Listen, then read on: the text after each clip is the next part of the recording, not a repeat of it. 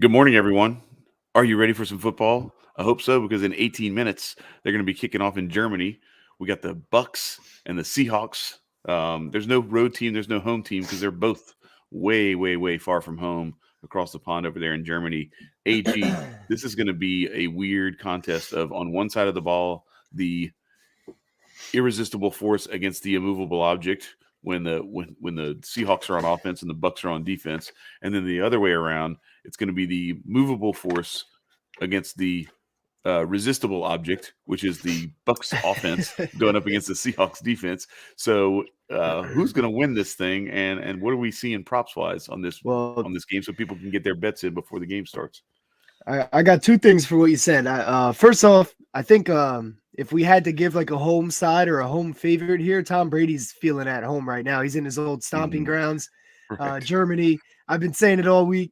I hope he found himself a new chica out there, and maybe he's feeling good, feeling right at home over there in Germany. And the second thing is the Seahawks defense has actually gotten a lot better. Which actually isn't going to be good for, obviously I'm on the Bucks. We established that in the early pick show, and you're on I'm the on the Seahawks Seahawks. here on this 2.5 point spread. Right. Surprisingly, it hasn't moved at all. I mean, I think it was pretty sharp. It was a pretty sharp line anyway. It hasn't moved at all. Still at 2.5 going into the game in 18 minutes.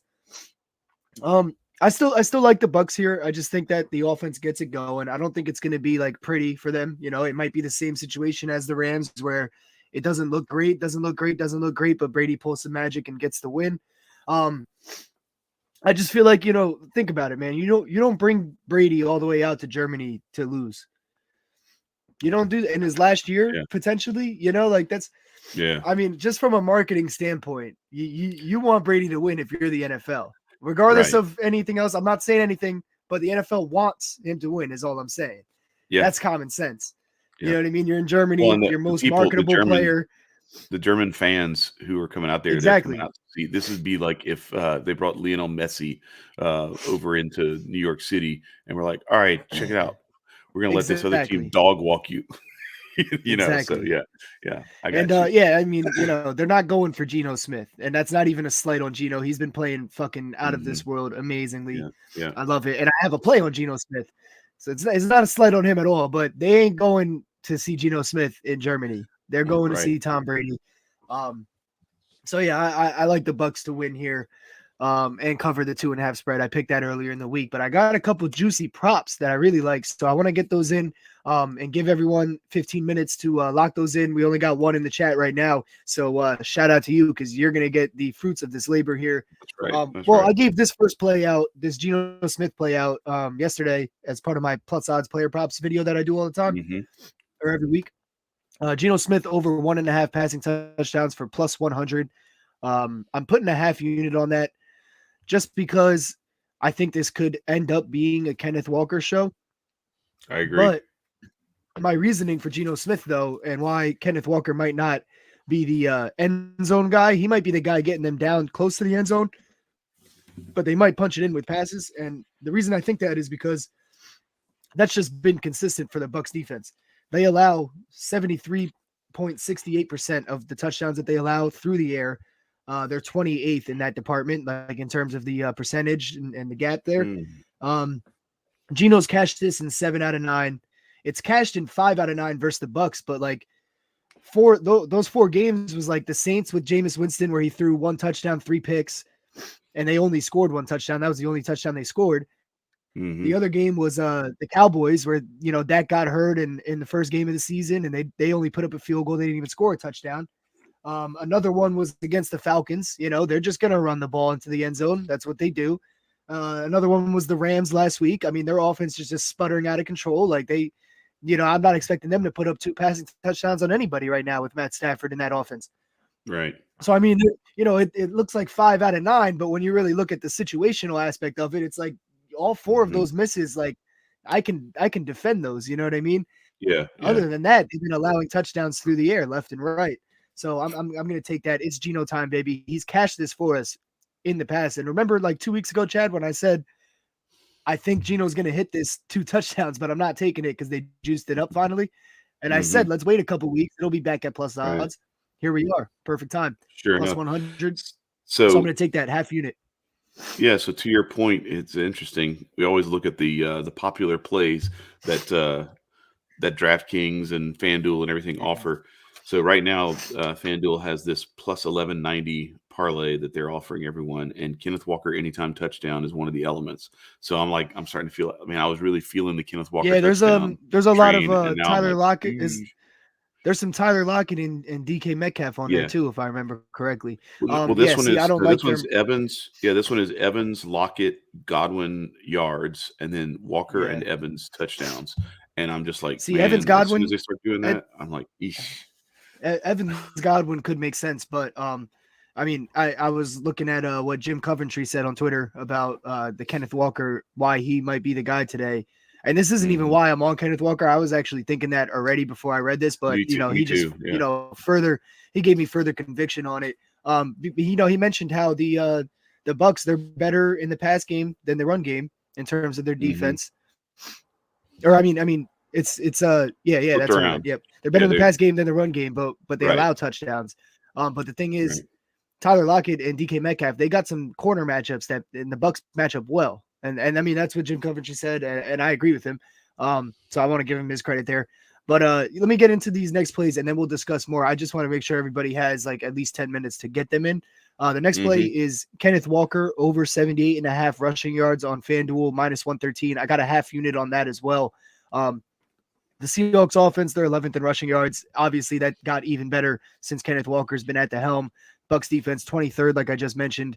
Uh, the Bucks defense also 20th in yards per carry, 4.6. Kenneth Walker, he's a monster, man. He runs through. He's like Hmm. Derrick Henry style, Damian Pierce. Right. These guys are.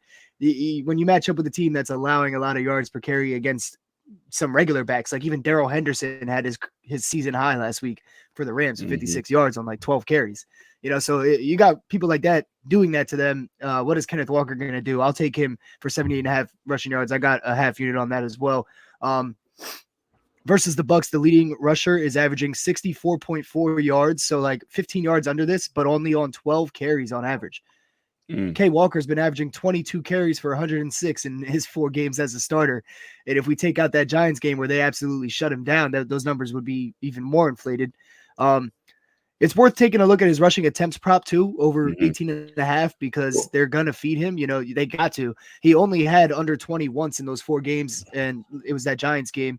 Um, on Bet 365, you can parlay these. So Walker over 78.5 yards and over 18.5 carries is plus 155. I would be taking his touchdown still, or maybe even 2 touchdowns. Despite what I just said, if I wasn't already on Geno Smith, I don't want to bet on 4 Seahawks touchdowns today.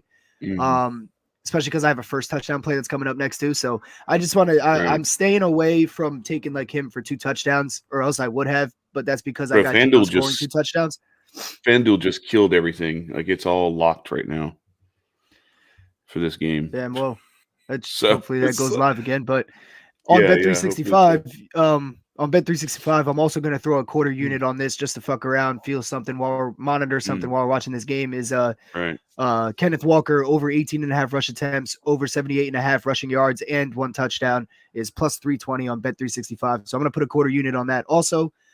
And then my first touchdown play, so we can start the day off with a bang and get this thing rolling here, is Noah Fant for the first touchdown, plus Wow. 2,200 on FanDuel with a quarter unit. I'm putting just a quarter unit on that. He's due for a touchdown. He had a huge game last week, but just didn't score. So I'm banking on them trying to keep him hot, get him going, get him in the end zone early as quick as possible. Just to keep him hot and whatnot. The Bucks are 24th in stopping the tight end in terms of fantasy terms. And they've allowed 4 touchdowns in 9 games. So it would be 50% if Fant scores one today. Hopefully he gets the first for us. And we Hmm. saw what happened on Thursday Night Football in the Bucks 2 weeks ago with the Ravens backup tight end Isaiah Likely scoring the first touchdown against them. So Right. I'm gonna ride that and hope we start off the day with a bang. The other one to start off the day with a bang is a half unit on the Seahawks first quarter money line. That's also why I had to pick a Seahawks player, obviously, for the first touchdown because I'm running Hmm. this angle. But the Seahawks are first in first quarter scoring. Bucks defense is 15th. The Bucks are 22nd in first quarter scoring. We know it takes them a while to get going. The Seahawks defense is 16th in stopping in the first quarter. So I'm just going to take the Seahawks here. Hopefully they get out to a quick 7-0 lead, 7-3 lead in the first quarter, and we'll get the ball rolling on this show. If it's Noah Fant that catches it, I mean, then we're playing with house money the rest of the show. So yeah. So what did you have? we're hoping Noah for. Fant first touchdown on the on FanDuel. What was it at? It was plus 2,200 for Noah Fant. It's plus 2,500 on DraftKings, and FanDuel has officially like closed all bets for that game. Like you can't even find that game on FanDuel right now. So I'm going to recommend that if you're going to play that you go to DraftKings instead and play that one at plus 2,500 for Noah Fant first time. Yeah, I mean it's the better play anyway. So yeah, and then you're getting you could still get that that parlay. I mean not the parlay that money line prop for the Seahawks to win the first quarter. So Chad, I'm just saying, you see what's there in the chat. Yeah. Just saying. So shout out to Jay Pylon. Shout out to the Glad Rock too while we're here. Looking for some good plays after a successful college Saturday. Hell yeah, man. We were on Washington, TCU, Ole Miss, you name it. We had a really good day. Dude, I had a bet. I took Wake Forest to win by 1-13 for plus 130 instead of taking them at like minus 2.5 or whatever. Because I was like, they're not gonna blow them out. It's gonna be like within 2 touchdowns at least. So I took that at plus 130, man. That was looking great. And then they folded at the end, man. Well, it was all your fault because you jinxed it. You jinxed it when you said they were about to crush this 78.5 over. And it was I wasn't even talking about the win, though, at that point. That was when UNC was on the goal line, though. You know what I mean? Well, like, UNC was on the goal line going into the fourth. So I'm like, oh, this is going to smash. That wasn't even like thinking Wake Forest. You know what I mean? Yeah, I know. Then they scored 3 points in the fourth. You made it to where nobody could score, and that included Wake Forest, so they weren't going to win. Yeah, shout out to you. Classic jinx. All right, yeah, I'm just gonna lock these bets in on Bet365 real quick before this game starts, and then we can start diving into the rest of the slate or just chopping it up.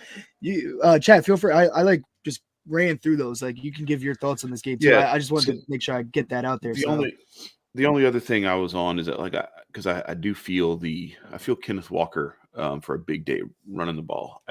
I'm with you on like it's possible that they get stopped short of the goal line and then they end up giving up a passing touchdown either to the tight end or maybe DK Metcalf in the red zone.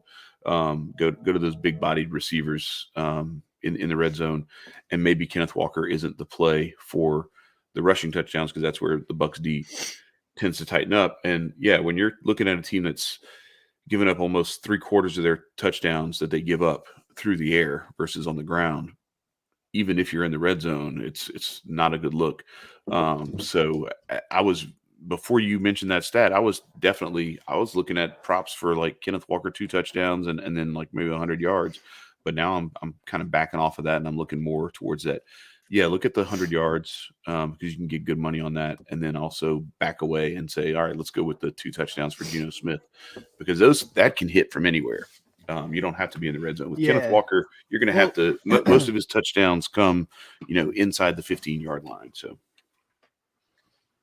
the Walker. It's interesting because the Walker thing could very well smash. Like that 2 touchdowns, like that could easily be how this game goes for the Seahawks offensively. Mm-hmm. I just was already on that Geno Smith read. I love milking this. I mean, he's hit it in 7 out of 9, but that's why I still took Walker for a touchdown in that Bet365 parlay real quick at plus 320 with the attempts and the yards, because I feel like they're going to feed him. When they feed him, he's going to get the yards, and eventually he's going to get one into the end zone. But I could see the Seahawks scoring 3 touchdowns. I could see 2 passes from Geno, 1 from Kenneth Walker. I could see 4, and both of those bets hit with him hitting 2 also. Yeah, so Noah Fant is now I just don't want to bet on 4. Right. Noah Fant is now up to 2,500 plus 2,500 on FanDuel. It is back live, so we are good there. So I'm going to go ahead. I'm going to go ahead and lock that one in. And it's 2,500, perfect. Yeah, $5 to win, $125. Let's go. Hey, go real quick. Check on FanDuel the first quarter money line. I forgot to write down the number, but I think I was getting plus 116 on that last night for the Seahawks first quarter money line. Where is first quarter 2? No. It should be like winner 3-way or something like that, and then or something along the lines of that for the tab. I'm looking at first quarter, and it's got is the total. And then it's got like both teams score. It's got some weird shit on here, but no money line play on. Let me see. Hold on. Unless I'm doing something wrong here.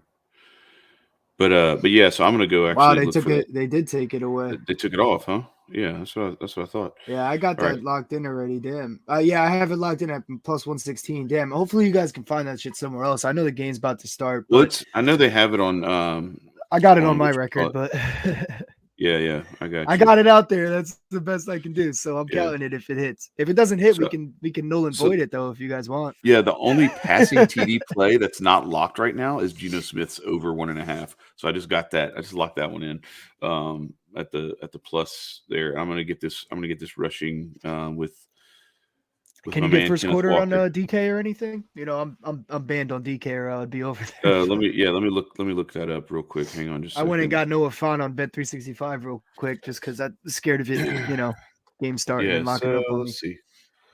Let's see what let me pull this up on the screen here. I hope you can. I Share mean, there's only 2 minutes, so it's like Yeah, we got a it's couple of washed minutes. away. We got a couple of minutes to get this in, but you know, if you're watching, we'll see. We'll show you what you're able to do. Let me look at it on DraftKings and see what on that, because it was up there before. The quarters, no, money lines are locked now. Spreads and money lines are locked for the first quarter now.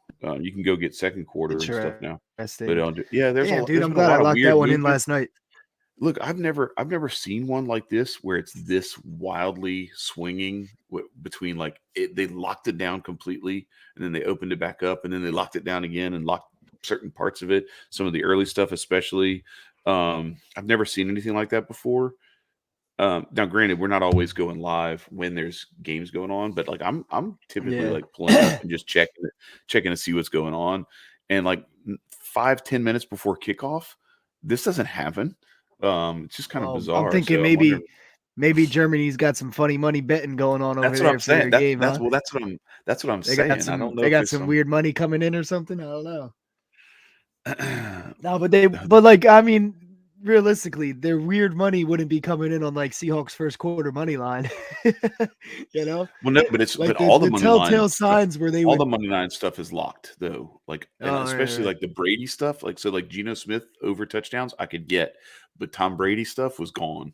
Like, it was That's just. So I funny. think you may have had some like, it's like when they do this stuff with high frequency trading on the stock market where they'll just like close Yeah, exactly. the market for some, they'll halt trading on something. So it's kind of like that's what happened here. I'm just kind of looking through. Yeah, Let like me see what. FTX. Gee, shout out to Steph Curry and Tom Brady and all those people who. That's one thing. That's one thing And the though. fucking It's Miami Heat the and Heat. Oh my gosh, bro! It was crazy watching all that stuff go down. So, first quarter total. No, so it's still first quarter total.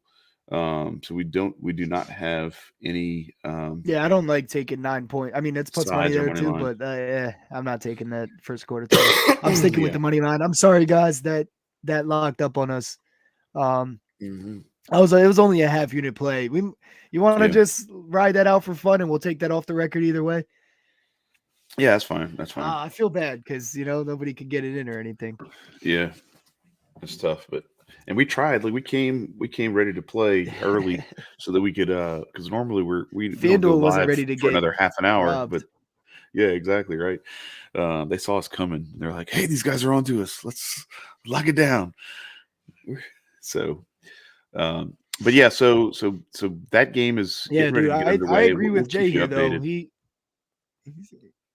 Seahawks look playoff good. They win here and things look up for them. Man, Yeah, for sure. I can't help but agree. I totally agree. Hmm. Their whole division is out of control right now and they are playing fantastic. So shout out to Jay Well, Pagan called the the fact that you Israel had. Adesanya upset. Hmm. Good hit. The Go ahead, Chad. the thing that's crazy about that division is so you had Atlanta. And man, that Thursday night game was crazy. Now I know they had some weather issues, and I know you're playing prime time, at Carolina, and so it's not going to go necessarily like it would if you're playing in Atlanta in Mercedes-Benz. But call me crazy, but I did not have Carolina dramatically outrushing Atlanta in that game. That was not on my list of expected outcomes. And on top of that, so you have Atlanta with a chance to actually take over the division and be, all alone in first place, and they just completely lay an egg. Like it's wild. Like they're fighting tooth and nail to get out of their own way and shoot each other in the foot, or shoot themselves in the foot in that division. It's very similar to that game a couple of weeks ago where Carolina, Atlanta were taking turns trying to lose the game because they didn't want to be in first place. It's insane. And so I would not be surprised to see Seattle come out and win this game, just because everybody expects Tom Brady and the Buccaneers to start pulling away in this division. And there they go. They slip on the opening kickoff, and he's down at the 15. So it's just how it goes sometimes. You're muted, by the way. No, I just said I got to refresh. I'm looking at Brady on the sideline over here, and you're telling me what's happening in the game. my thing's behind. But yeah, what's up, everybody? We're about to get into the rest of the NFL slate as this Seahawks Bucks game is kicking off here. So word. So let's get right into it now that we're underway, and we don't. I'm not really going to jump on any. We might look at some stuff while we're going through this, see if there's some plays for. If some opportunities present themselves, weird in-game opportunities. I'm not looking to do it. Yeah, I'm not. Yeah, exactly. If something pops up out here. Right. So let's go right into this first game on the early slate. Jacksonville at Kansas City. This would be one where I would be kind of looking at like, oh man, do we have an upset possibility here? And I think that there's a possibility for Jacksonville to maybe keep this game closer and possibly cover that spread. But I'm not putting any money on it because Kansas City has shown, number one, that they are capable of playing down to their competition at any moment. But as much as that is the case, it's possibly even more so the case that Jacksonville is capable of like going from being world beaters to being complete garbage at the drop of a hat. So I'm not trusting it. Well, I don't even think we can. I don't even think we can call them like we can't even call them a world beater, beating the Raiders and beating, whoever. They've lost those close games this season. Well, no, but I'm talking about the Eagles game. They got jumped out to that 2-touchdown lead against the Eagles, who right. But exactly. So they can go from world beaters in the first 15 minutes of a game to being complete trash the rest of the game and blow in the lead. That's what I'm talking about. I'm talking about within a game. Yeah, so I'm not putting any money on them. Yeah, that's what. Well, I was going to agree with that. That was the next thing I was going to say. Is I do see a potential for them to cover, but they're not. They're not going to win this game. It's not an upset alert game, I don't think. Yeah. So my expert opinion, for what it's worth. Yeah. So do you have anything here? Because I think we cashed in on Travis Etienne last week, and there's always the Travis Kelce prop. We talked about Mecole Hardman possibly being a big part of the game plan last week, and I kind of threw his name out there as like it's so random, you never know, it could be Mecole Hardman. Sure enough, dude goes off. But do we see anything in this game that jumps out that says, okay, these are some good angles on some prop plays? I don't like the running game for Kansas City for anything, because I think Andy Reid is just looking at that whole arsenal of running backs that he has, and he's just saying, all right, I have three really talented guys who can do three completely different skill sets. And depending on game flow and down and distance, I'm going to plug those guys in. So you are kind of at the whim of game script when you're trying to play those guys. Clyde Edwards-Helaire could have 13 carries for 60 yards and a touchdown or two. He could also have 2 carries for -3 yards and 1 reception for 7 yards. So you never know. And then Pacheco is the same thing. If they're trying to pound the ball late or something like that, he can end up with 13, 14 carries and push 80 yards, just pounding it, grinding it out. So what do you see? Is anything from the passing game, or are we looking more at the running game for for Kansas City in this one. I don't really Oh, like anything from the Jags, but maybe ETN again. I'm looking at the pass game. I'm looking all over the pass game. Even though the Raiders ended up losing that game last week, we saw what Derek Carr and Devontae Adams were able to do in the first half there. Maybe I think most of that might have came in the first quarter actually even. But in general, the Jags, their defense is 22nd in passing yards allowed. Obviously, Kansas City has the number one in offensively in that stat with Patty Mahomes absolutely going crazy this year in terms of yardage, in terms of winning, getting the job done. I mean, he looks like the MVP. He looks like MVP Patty Mahomes. If they keep winning, if Josh Allen has to miss some time with that injury and things like that, Patty's looking like the MVP. You know, I'll take him over Jalen Hurts. You know, especially if the Eagles lose a couple games or something like that. The Chiefs keep winning, man, and Patty Mahomes keeps playing like this. I mean, it's hard to make an argument against him. So I'm going to take it. I mean, I think it's a little disrespectful what they have him set at here. But you think 300 is disrespectful at minus 110? Man.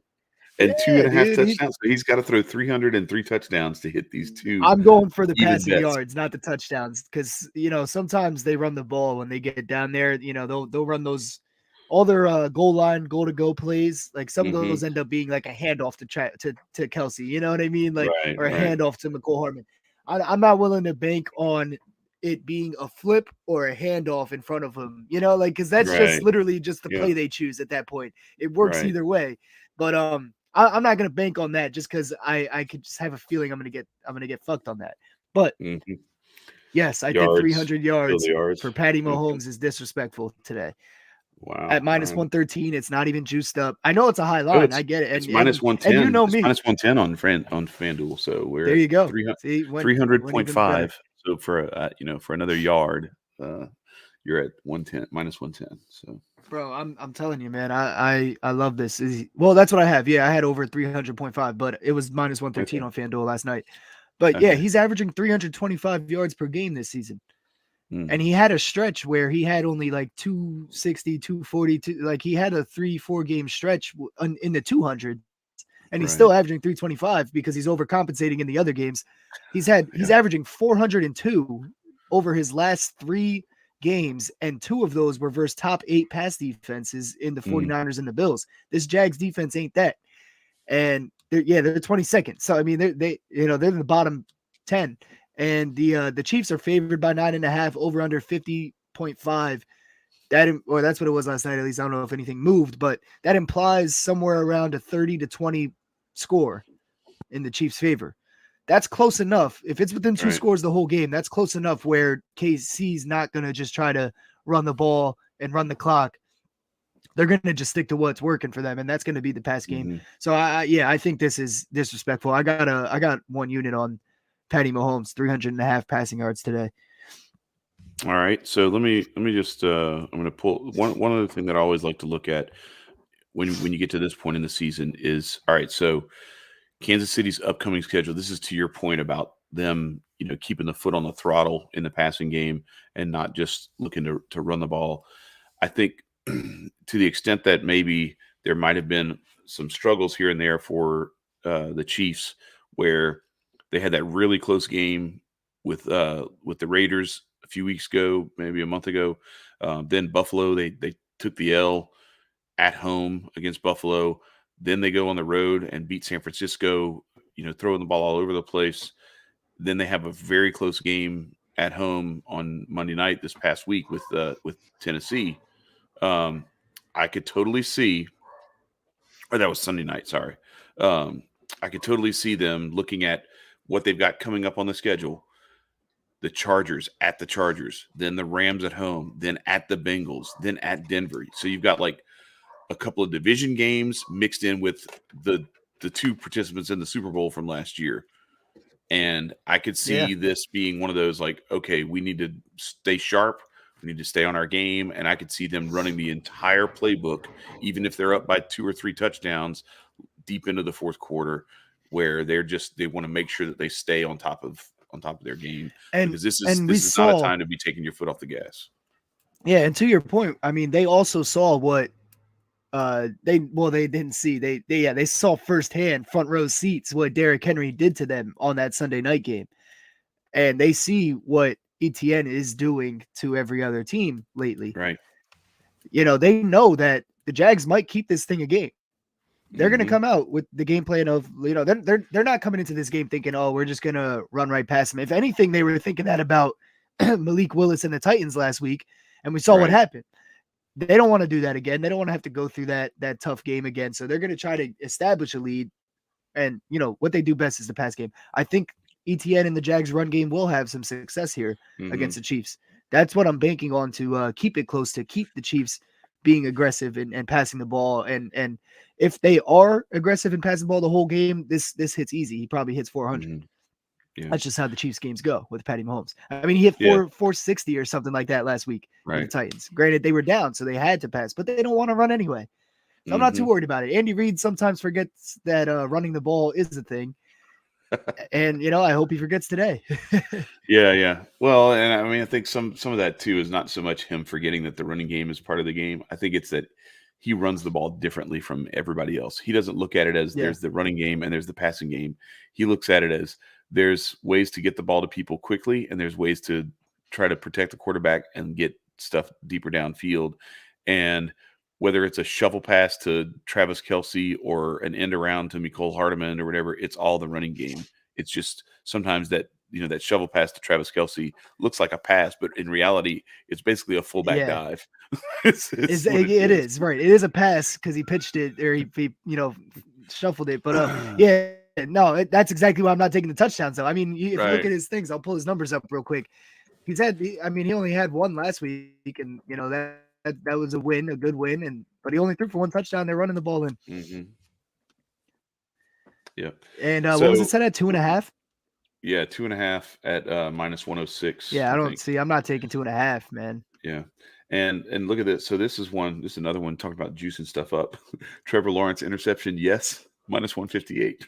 So no, I'm not putting my money on that because I think it'll hit, but that juice is just too much. They know too well. And I will say this, Leonard Fournette the funny thing is off some runs here.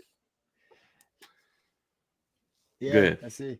The funny thing is about Trevor Lawrence being juiced there is I actually have that in my in my bad on bad section here. And for those of you who don't know what that means, it's like basically just this is bad matchups on both sides. Like they're both bad compared to the rest of the NFL. The Jags are 27th in turnovers. They have 13 turnovers on the season. So they turn the ball over left and right. But Kansas City defense is 29th in takeaways. They've only had 7 takeaways. It's just not their game. So I would not take a juiced up Trevor Lawrence interception, even though the Jags are turnover machines. Yeah, I just wouldn't take it juiced up, especially in this case. But going back to Mahomes real quick, he had that 5 touchdown game to start the season. Then he had 2, 1, 3, that 4 touchdown game where Kelce had 4, 2, 3, 1. It's way too volatile for me to take 2.5 touchdowns for Patty Mahomes. I think I made that mistake once in the season too. A couple weeks ago, I took him and that didn't hit. So not that it's Patty Mahomes. It can hit on any Sunday. But there's also those Sundays where they do an end around instead of a pitch to Kelce. So, exactly what you were just saying. And Mecole Hardman runs it in on an end around. He gets a rushing touchdown. I've seen it too many times. I'm not putting my money behind Patty Mahomes passing touchdowns. Just for that reason. He's capable, obviously. But yeah. So get a field goal here, Chad. Yeah, right. And to your point about the whole issue with good on good and bad on bad, like AG puts this stuff together where he's looking for matchups that favor one team or the other, but he's also looking at time. These I call it the one of them is the irresistible force against the immovable object, and the other one is the resistible force against the very movable object. That's where you've got your bad on bad. And so it's just okay, so the Buccaneers can't run the ball, but the Seahawks suck at stopping the run. So which one of those is going to give? Yeah, who wins? Who wins that battle? Who wins that terrible battle? Exactly. So yep, that's how I look at. That's how I try to look at some of these things. The other play I have in this game, it falls right in line with everything that I've said about this game so far. But I'm gonna ride the hot hand and Juju Smith-Schuster here. He's been absolutely balling out. He's been on a tear. What are we looking at there? Because I'm looking at his yards also, just because I feel like he can break a couple where he hits the yards on not a lot of catches, potentially. I mean, we just saw him a couple weeks ago. I I think a couple weeks ago he had like 130 yards on 5 catches. So I don't Well, really want to go the catches route. we didn't get a field goal, by the way. They missed the field goal wide right. Even So better. Even better. even better, because Field goal all attempt we was need all we is needed, but a all we miss. need is Now we got great field position. right. Let's go. Seattle money line is And looking we got good. 9 minutes. It's not even, that's right. we're not even That's right. not even pressed for time. Because the worst part about the first quarter plays is you constantly get hooked on like it's 3rd and goal or it's 2nd and goal with 7 seconds left in the first. Go They to the end don't of the get quarter. it. So it goes to the second quarter and they score on 3rd and goal the next play. And you get fucked on a total for the first quarter or something like that. That's what always happens. We're not pressed for time right now. This drive is not going to be a 9-minute drive starting at the 45. Right. So yeah, we're good. And a field goal does it now at this point. That's the Right. beauty of it. We don't even need a exactly. touchdown, but we do hope for Noah Font first touchdown plus 2,500. It's All right, coming so up, guys. We're you're not gonna get this thing recommending rolling. That's right. You're not recommending this as a parlay, but I'm just going to say as a parlay, if you wanted to, it's plus 197, Mahomes over 300.5, and Juju over 62.5 receiving yards. So I kind of feel like if you It's like plus one, what? you got to like it's plus 197 for that parlay because Mahomes is minus 110 and Juju is plus 100 at 62.5 yards. So if you like both of those, Oh shit, Juju's plus 200 at plus 100 at plus 62 and a 100 half now. at 62.5, yeah. I'm gonna check around and see if there's anything even better than that. But Mhm. I only had him at they had him last night at 60 and a half receiving yards for minus 115 on points bet. So let me check this out now. Yeah, for sure. Because I'll take that or I'll take whatever's better here. Because 62 and a half, I mean, when I was taking him for 60 and a half, I fully thought he was going to get 70, more than 61. So I got no problem switching that up for some better money. Let's see what we got. That is the best offer. Yeah, 62 and a half is minus 120 on BetMGM and DraftKings, but plus 100 on FanDuel. That's when you take that bet for sure. You know what I mean? Especially we were already on that. We already had reads for it. We think Patty Mahomes is going to have a day. And then you see a discrepancy where two of the biggest books have him at minus 120 for the same line that FanDuel has plus 100. Now you're just getting great value. And this is why we shop around. This is why we make sure we're on the right plays, because I was about to take that 60 and a half minus 115 last night. Right. I said, let's wait till the morning. Now we're getting 2 more yards. Literally 2 more yards, and it's plus 100. We're getting plus odds now. Great value. Give me that all day. Because when I was taking him for 61 yards, like I said, I thought he was going to get more than 61. It's not like I was banking on him to get exactly 61 or 62. So I'll take 62 and a half plus 100. Let's get it. Yeah, that's all I got for this game in terms of official plays. But yeah, and as an unofficial, you might want to look at it plus 197 for Mahomes to hit that yardage and yeah, it's not a bad idea.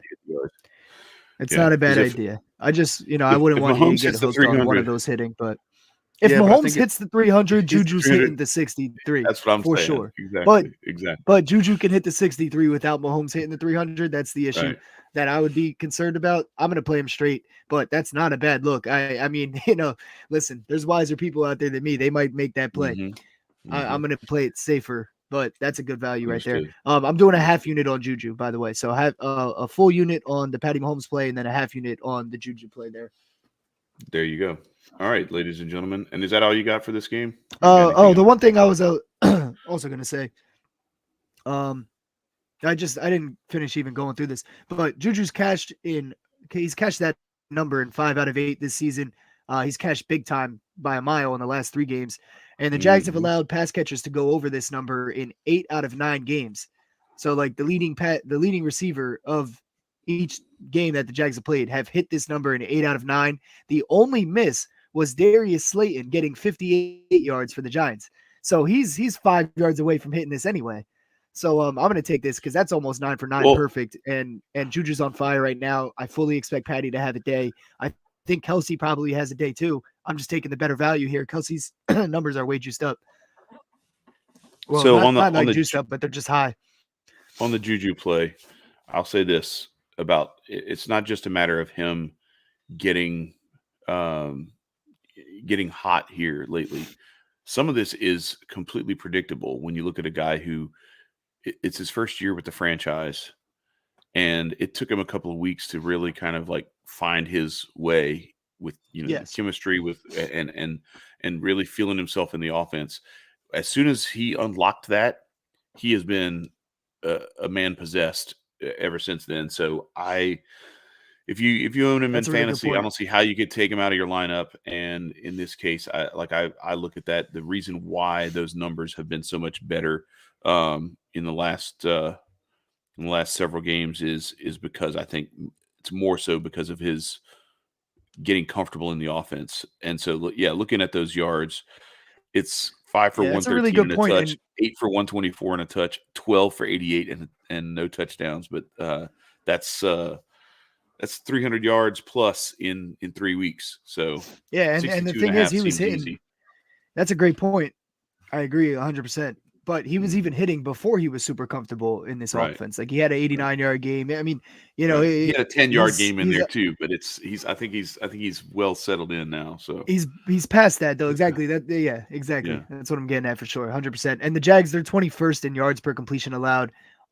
That's kind of Juju's game. Longer. Downfield action. So Hmm. if and we could see him. The reason that we say this all the time, the reason that a team is 21st in yards per completion or yards per rush, things like that, it's not necessarily that they're just giving up huge downfield passes and things like that. It's because they can't tackle on a slant. You know what I mean? They're catching 3-4 yard slants.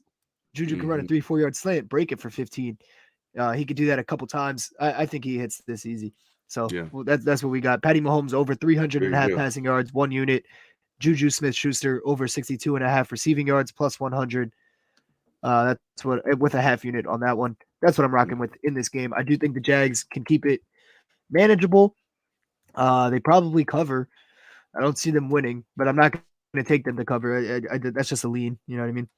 Right. Right. All right. So moving right along, we got our next game up on the slate. I'm just going to go through the way that they have it in order here on FanDuel.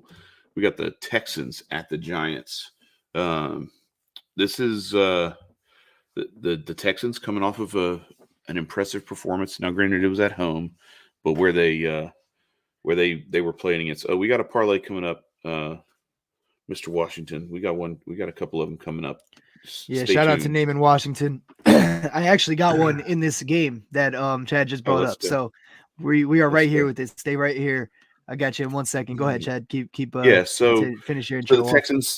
Texans, they hung in there and played with Philadelphia for a minute. I think Philadelphia was pretty much in control of that game throughout, but it this is going on the road facing the Giants. Giants coming off a bye. Like you got a whole lot of reasons to like the Giants in this one. But what do you have? I mean, obviously Damian Pierce is always a good play for the Texans. But what do you have in this one, props Not wise? so fast. Uh-oh. Not so fast. I mean, look, Damian Pierce isn't a bad look, but it's not the Hmm. best look you can get here. Side note, Chad, Seahawks are pussies and they're punting I here. saw So that. No, I saw that. I almost mentioned soft, it, but I figured I would hold soft. off. But no, We're gonna hope it's they get okay. the ball back from Brady here real quick, and then Yes, exactly. have a short field to go get a But field it's goal all right good. before the I end of the mean, quarter. like I said, man, that we couldn't. It locked up on us, and we couldn't get it on any books by the time we were live on air, Yeah. so nobody could tail us on that.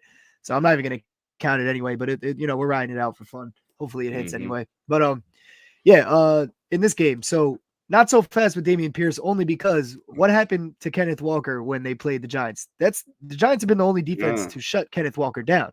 Hmm. They're very similar in how their running style, just monsters just running right through you. Right. I'm not saying that the Giants rush defense is like super amazing and they're gonna for sure lock Pierce down. Pierce might go crazy, Hmm. but the Giants defense fucked us. We had Kenneth Walker that day. The Yeah. one day, that he didn't hit is the day we took that big play for him. He still Hmm. scored, but he didn't hit the He 100 scored a yards. touchdown. It was late. Yeah. But he didn't hit the Yeah. 100 yards that he's been hitting every other game that he's been starting. So Right. yeah. I'm staying away from Damian Pierce just for that reason. I'm going to Saquon Barkley though for sure, like Okay. 100%. We saw what the Eagles just did to the Texans. We saw what teams are doing to the Texans all season long. Even Austin Eckler put up 60 rushing yards against the Texans, and they don't run the Mm-hmm. ball at all. That was like 13 carries it only took him. All right, so Saquon's yardage, his official yardage line is 94.5. That's at minus 110. I'm teasing it up to 100 plus, and I'm taking the plus 104 for that if I'm playing his yardage. What are you doing here? Yeah, I'm also I'm also going up to 100. So I have a parlay here that involves another game. So I'll go through the whole thing, and then we'll get into probably the best game on the slate here because that's involved Okay. with this. All right. But I got as a part of this parlay for the Giants purposes, I got Barkley 100 plus yards and a touchdown. It's combined with right. other stuff though, so just hold on. I'll give my reasoning on Barkley first, and then we'll get into that. Yeah, go ahead. So Barkley 100 plus yards and a touchdown. The Giants, they're second in rushing touchdown percentage. They're right behind the Browns at 62%. The Browns are number one at 65%. So I'll get into that too in a second. Hint, hint. Nick Chubb's the other play. Texans defense. Texans defense is last, allowing the highest touchdown percentage on the ground. 60% of the touchdowns that they allow do come through the ground. The Texans are also less in rushing yards allowed. Now, Barkley has only cashed the yards part of this in 3 out of 8 games this season, but this matchup is perfect. Prime matchup. He's coming off of that 53-yard game and then a bye week. They got to get their star player going again. You're going to be feeding him.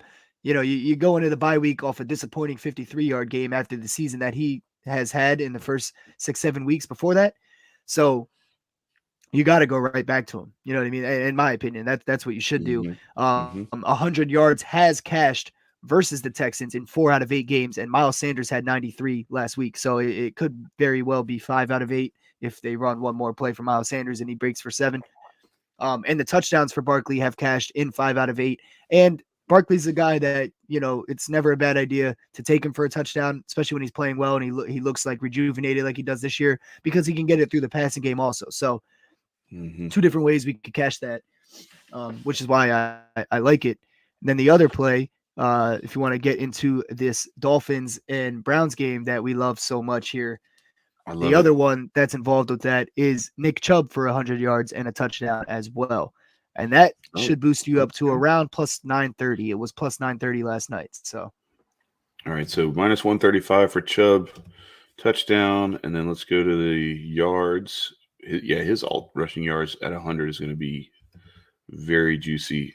194. Wow. All right. So that puts us at plus 930 for this parlay overall. That is Saquon Barkley, 100 yards and a touch. Nick Chubb, 100 yards and a touch for plus 930. Plus 930. I'm putting a half unit on that to win 4.66 units on there. Let's go. All right, we're 3rd and 1 from the 29-yard line. They run it, and he got the first down. Dang, man, Seattle's hating on us. I think this is going to go. So is this I've never done a money line quarter play. Is it a push if it's 0-0 if it's tied? There's two different bets you'll find in that case. Some are 3-way.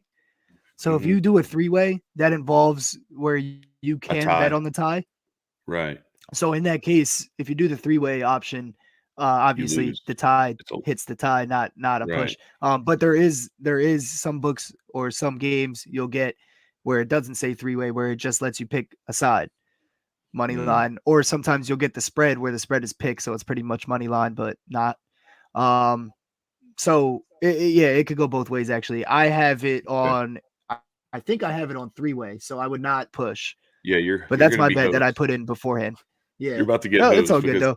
Tampa Bay's either going to score before the end of the quarter, or this thing's going to go to the quarter. It's got to be a pick 6 or something here. That's right. No, I was hoping for it just now, but he hit the tight end. So no, it's all good. So yeah, I got a half unit on that. Nick Chubb 100 plus yards and a touchdown. Barkley 100 plus yards and a touchdown. I gave the reasoning for Barkley. I'll talk about the Dolphins and Nick Chubb. The Dolphins are favored by 3.5 points with the 49.5 total. That implies the Dolphins winning about 27-23 range. So that's showing 2 to 3 Browns touchdowns. The Dolphins allow 40% of the touchdowns given up on the ground, and the Browns, like I said earlier, score 65% of their touchdowns on the ground, the most in the NFL. Chubb's Mhm. cashed these yards in 5 out of 8 games. Great matchup here. What's the weather like? Do we have weather issues with the storm, or is that all surpassed the Miami area? Do you know, Chad? I think I we was gonna should be look at that while good. we I talk think we about should this be good, game. but let me check on that real quick while you're talking. So continue on Yeah. the So he's cashed the the note about maybe you got yeah, he's some cashed oh shit. good. You broke up on my end. I don't know what you said at the end, but I think you said pretty much just keep going on Nick Chubb. That's the part I caught at least. So yeah, he's Mhm. hit the yards in 5 out of 8 games. It's a great matchup here. He's also hit the touchdowns in 1, 2, 3, 4, 6 out of 8 games. So I like this play a lot. Parlaying them together. Weather's There's great in Miami, by the way. So oh so no yeah, I issues. mean, so I'm not worried about it actually I was asking that question more so for what we're going to talk about for the rest of this game, but Nick Chubb, that wouldn't have even been a factor. They're going to try to get him the rock regardless what the weather is. Even though the weather's beautiful, they're going to get him the rock. That's what they do. So I like that. Yeah, word. All right. So Plus 930. I'll take yeah, that any day. We're not asking for a whole lot. We just need Barkley to get the yards, yeah. So is that all you got which he's for? projected to Yeah. Is that all you got for this one? for the For Texans this Giants for game. this two games? Yeah, I don't Texans want Giants nothing else and in the Texans Giants game. Nah, okay. Browns Dolphins. This is the best game on the slate. Right. So let's I that's got what I a was gonna say. couple So other plays here. let's go stick with this matchup here. And obviously we've already gone through, we like the Chubb, but I think you could probably just if you're gonna play just one one of these games and not go for that big 930 plus, I would actually kind of stay with Nick Chubb's standard yardage and the touchdown and just play that plus 164. It's a lot safer bet. But if I'm doing something that where I'm just saying like, you know what, I'm not feeling the Saquon Barkley leg of that. Let me just go with the Nick Chubb. I would actually tease that down and or not tease it down, but I would just stick with the standard line on his yardage and not try to tease it up.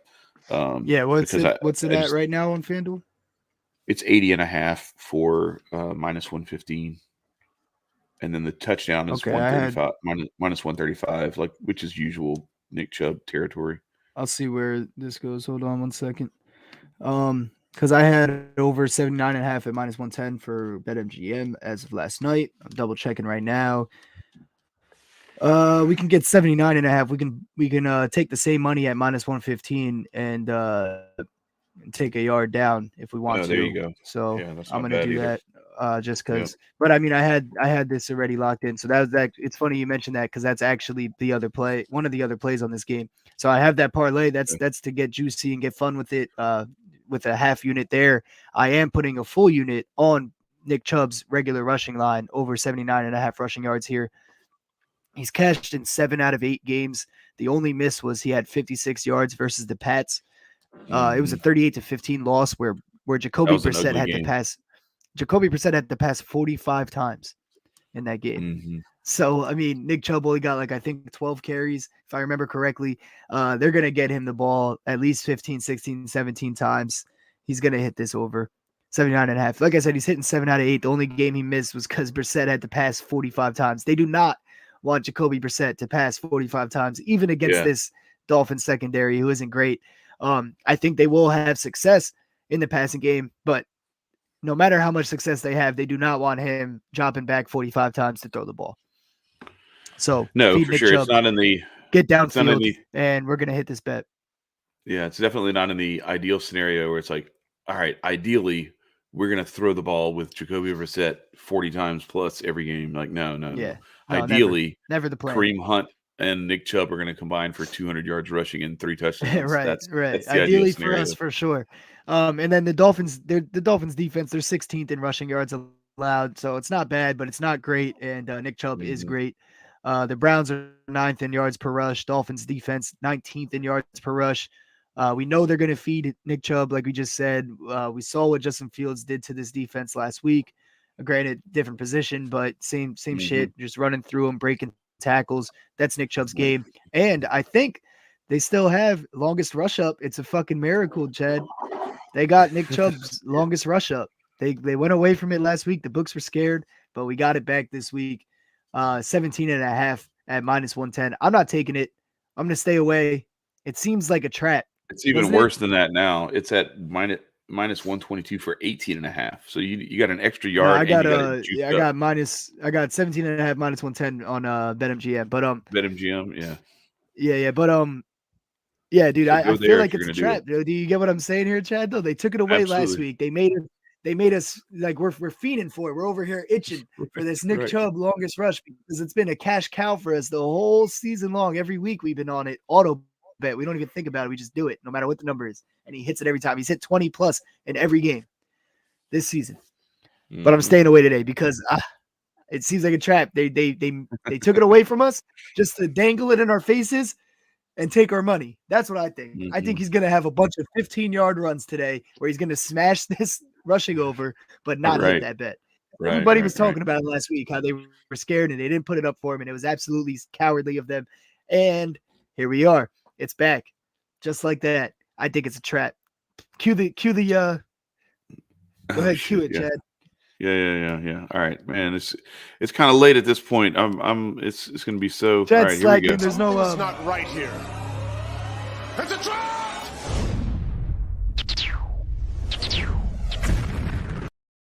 I didn't have that section of the show pulled up, man.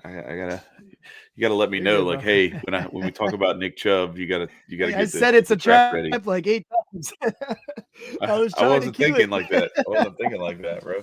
I'm talking about you gotta That's tell me funny. before the By the show, like when I start talking about Nick Chubb, get the trap ready so I can be By the ready way, for it. Julio Jones just broke a Yeah, I saw that. 30-yarder Yeah. Well, touchdown. that's what I was So, watching. you That's what I was know watching what when you were fucking saying it's a sucks, trap Chad? 10 times, and I wasn't. I was like, oh shit, there goes Julio Jones. Where was that? Like he hasn't run like that in like 2 years.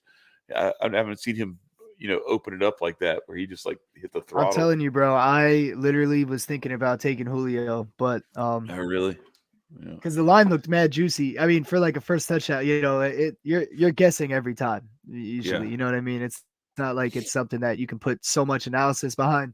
But I was just looking Mhm. and I was like, yo, Julio's got to pop off at some point and do something here, Right. maybe, with Brady and everything. He's healthy now. Fuck, I Yeah. should have Well, did it. That would have and hit, but all good. as as first touchdowns go, it's got to be somebody like Noah Fant or Julio Jones or something. Like I'm not playing a Yeah, first touchdown play and it's going to be Nick Chubb. at I'm plus sorry. Like 400 call on me, Kenneth yeah, Walker. Yeah, call me crazy, but like the money has to be because the odds are so crazy. I'm not taking something that's only like 3-1 or 4-1. I'm going for the 25-1 or the 30-1 or maybe at worst like 10 or 12-1. Because it's just I know how bad the odds are against it. Now, watch Big Mike Rader probably had freaking Julio Jones as his pick. yeah, right. So, He's so gonna we hit got to me up in get a sec here. yeah, we got to figure out what he's got going for the rest of the day because I got to get on that. All right, so what else you got for this game? Yep. Because obviously we haven't even talked about the Miami side of this and Tua and Yeah. Tyreek Hill and Jalen Waddle, Raheem Mostert. Like there's some plays there that I'm sure jump off the page at you. What you got? Yeah, I got a nice parlay for this one also. But real quick, first, I just wanted to respond to Naaman Washington because I mean, obviously, I agree with you here. He said that hopefully Hunt Yeah. won't steal a couple of touchdowns. Obviously, 100%, I agree. That's always a concern with the Browns and Nick Chubb touchdowns, but we only need Chubb to get one here for this parlay. So I didn't take him for two on this one. Mm-hmm. Damn, I just hinted at another one, but I do have him for two in a different parlay that we're gonna take a big long shot on here. But put it like this: Nick Chubb has 10 touchdowns on the season. Kareem Hunt has 4. It's Mm, it's a concern. It's always a possibility, but it hasn't right. been a trend. You know what I mean? It Right. hasn't been happening this year. Kareem Hunt was frustrated about that. He was there was talks about trade deadline situations there. He wasn't happy. Lack of touches, things like that. So they could try to get him going. But what I'm getting at is it's just not a trend here. So I am 100% with you on that. I hope he does not. Here's an interesting thing from Jay Pylon. These are always interesting here. Mahomes could be Mm-hmm. picking up his 57th regular season win 57 days after his birthday. So Jay Pylon has the Chiefs here. I'll tell you, man. I mean, I'm on the Chiefs too, so I hope we're all right there. But he had Jay Pilot had Yeah, I that mean, week where he went like 8-1, man. yeah, I We'll mean, see. it's yeah, the Chiefs is the odds on pick for this one. Right. The I mean, it's not question worth is betting, but question yeah, is yeah, the question is do they cover? And I just don't know. Like I'm not like I said, I'm not playing them covering on that one. And and so Jay's still here. He's it's got the Dolphins in this one. But yeah, let's get into this. So Naaman, I got one more little juicy parlay here.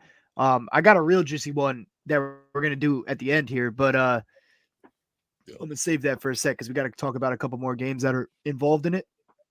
mhm, But here's this other parlay for this Browns Dolphins game. Like Chad was saying, we got the Miami offense that we haven't even touched on. We got Amari Cooper in the Browns passing game we haven't touched on. mhm. I'm gonna keep it simple, stupid here.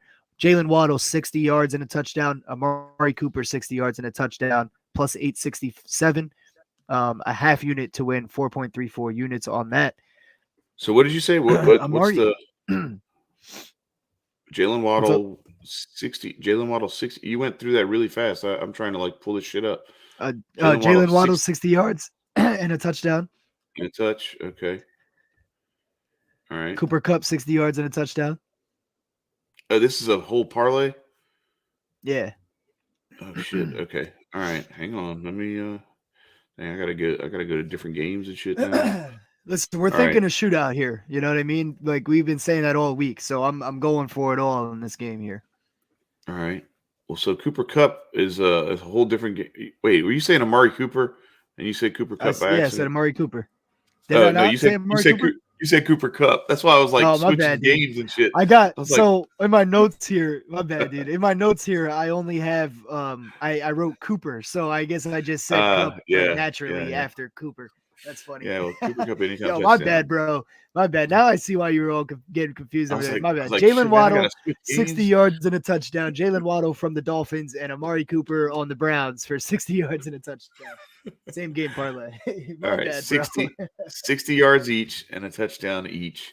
That is Yep. plus 859, plus 859, and we're Yep. we're going half a unit there. I got a half unit on there to win 4.34 units. Yeah. Amari Cooper's hit this very sneakily in 5 out of 8 games. He's hit the Hmm. touchdown and the yards, both in 5 out of 8 games. Very That's crazy. sneakily. Um, the Dolphins, they're 23rd in passing yards allowed. The Browns defense is 15th in passing yards allowed, so not bad, but not great. But Jalen Waddle has hit this yards mark in 7 out of 9 and the touchdown mark in 4 out of 9, but he's hit the touchdowns in 4 out of 5 games that Tua played the entire game. There you go. There So you go. So there's the I'll there's the take it. parlay for this game. Yeah, yeah. All right. So what else we got? You got that parlay there. That's all I'm looking for in this game. Shout out Okay. to Ohio Biker real quick because he's the one who put Cooper across our desk. He left a comment on our Dolphins and Browns special that we did. So go check that out when we're done here if you really like this game as a shootout because we threw out a bunch of more angles on it. But yeah, he put Cooper across my desk. He left a comment saying that Cooper should have a day against the type of defense that the Dolphins are going to be running against him, where he fares better. And then I looked at the numbers and I'm like, okay, so he scored. This is his 5 touchdown games right here, right? Or his entire game log. 0 touchdowns, 1 touchdown, 1 touchdown, 0 touchdowns, 1 touchdown, 1 touchdown, 0 touchdown, 1 touchdown, and then today. So I don't know if it's a pattern. We're scoring a it's, touchdown today. it's time That's for all a I'm one. saying. Yeah, it's time for a one. So I did introduce this Amari Cooper touchdown on the plus odds Okay. player props video that I did yesterday. So that it is I think plus 165 on Caesars for just a touchdown by itself. If you want to go that route, the safer route, but I'm just Yeah. combining it because I think Yeah, this is it's going to be a plus shootout. So 140. why not take a chance and build a parlay here? You know what I mean? Yeah, he and Waddle are both plus odds to score a touchdown. Waddle plus 120, Cooper plus 140. Not great plus odds, but solid enough. Given the Yeah, but that could be the expectation play. You know that what I it mean? should hit. Yeah. I definitely I wouldn't hate taking that play instead. You know, Right. I'm going for it though in Okay. a game So where I Detroit think it's going to be a shootout. Detroit goes to Chicago, and Justin Fields is on fire. What do we like here after the Lions shut down Aaron Rodgers and that inept Packers defense or Packers offense, which is now banned from this show? What do you Yep. like in this game? I'm gonna keep it simple here too. I'm not gonna go too crazy and start trying to pick and find a bunch of different things here. So I'm just gonna take Justin Fields for his rushing yards, but I'm juicing it up on FanDuel 70 plus rushing yards for plus 130. All right, or whatever it is now. But it was plus 130 yesterday. It is plus when I did 140. the, It is plus 140 at the moment. So go get there those we extra go. 10. See, for those of you who tuned into the show yesterday with the plus odds player props, 9 minutes, 4 player props with plus odds, great value, great matchups. I gave it out for plus 130, but I did say check in on the show. I'll be locking them in officially. So now we're getting plus 140. Get a couple more cents to our dollar there. I'm doing a half unit on this just because it is a quarterback for 70 yards. So I'm not, 110% confident, even though he's been hitting this. He's hit 60 plus in the last 4 games. He's hit 70 plus in 3 out of the last 4 games. The Lions' run defense is horrible. 31st in yards allowed, 28th in yards per carry allowed. They've only had 2 games against mobile quarterbacks, and that's if we're counting Geno Smith as like a mobile quarterback. He's more like a Patty Mahomes mobile quarterback, where like he can break away if he needs to, but he's not Lamar Jackson, Justin Fields, Jalen Hurts, Kyler Murray type of guy. But they did play Jalen Hurts. Jalen Hurts torched him for 90 rushing yards. And when they played Geno Smith, the only other semi-mobile quarterback they've played, he had 49 rushing yards, his season high. Yeah. So I like the matchup here. I think Justin Fields just keeps taking over. He's making strides. He looks great. He really does look great. He looks like he has a good future ahead of him the past couple of weeks, as long as they keep doing what they're doing. And what they're doing is letting him drop back, letting him run the ball, letting him throw a little more. But the throwing a little more is opening up his passing, his running lanes when he has to scramble. Right. Because you're not, you can't leave a spy if the pass game is successful. So it's been working. The Lions defense is horrible, even though they shut down Aaron Rodgers and the now banned Green Bay Packers. But but that shows you how bad this defense is. The fact that we would ban the Packers because they're not doing anything against this defense. Right. That's just a point on how bad they are. So we're gonna ride Justin Fields here, 70 plus rushing yards, plus 140. Let's go. It's coming off in a historic game. Bears offense is looking better. They got to keep it going. I like it here. To that point, the reason that the Packers are banned is not because they didn't move the ball against this Detroit Lions defense. They moved the ball quite a bit. They just turned the ball over every time they're inside the 5-yard line. So it's just like I'm not right. Hard to win like that. It's hard to play like touchdown props on an offense that decides to throw the ball away when they're in touchdown range. Like, and to your point there, they've been a lot better in the red zone. The Bears have. So more success, could equal more yards for him. Maybe he'll run one in because they've been successful passing the ball in the red zone. So maybe they'll be keyed in on that. I'm blaming you for that, because ever since you told me to take that Cairo Santos kicker prop, they decided to start scoring touchdowns when they got in the red zone instead of kicking field goals. So I'm totally Chad. I'm playing the long game. I'm playing the long game, Chad. Pretty soon we're going to be getting plus odds on Justin Fields passing touchdowns for 3 passing touchdowns, and we're going to smash them. I did it for us, Chad. Playing the long game here. Damn, I'm a classic jinx, bro. I'm about to stop talking. Yeah, I know, right? All right. After last night.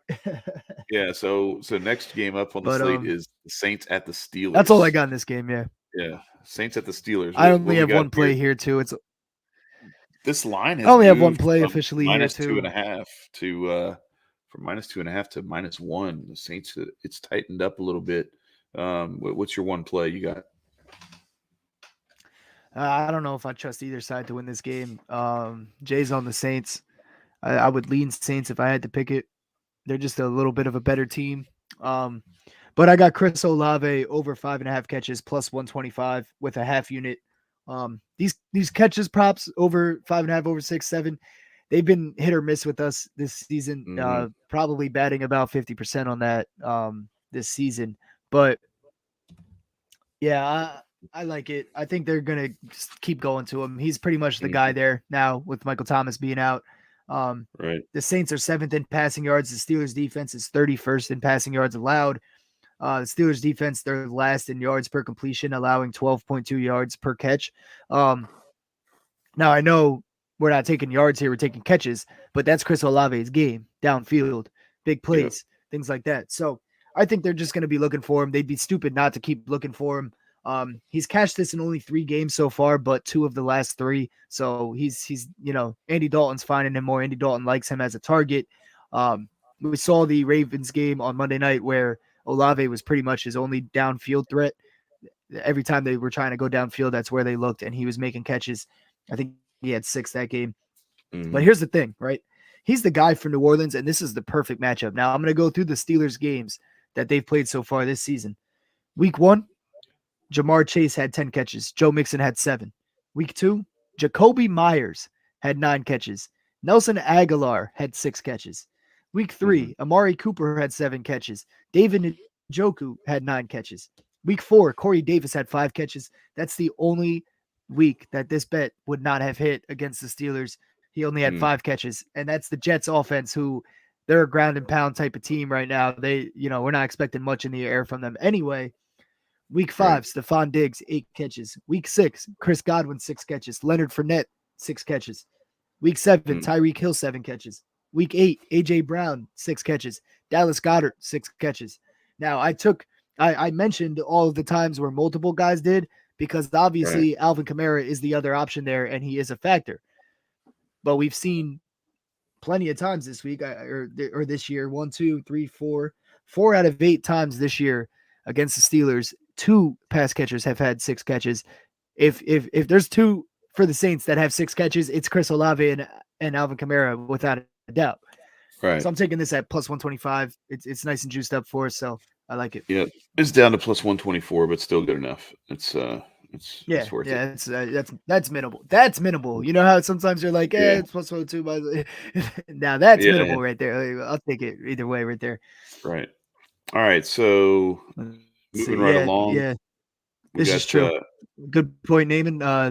No Fitzpatrick is going to be huge for the Saints wide receivers. What games do you feel like we should stay away from?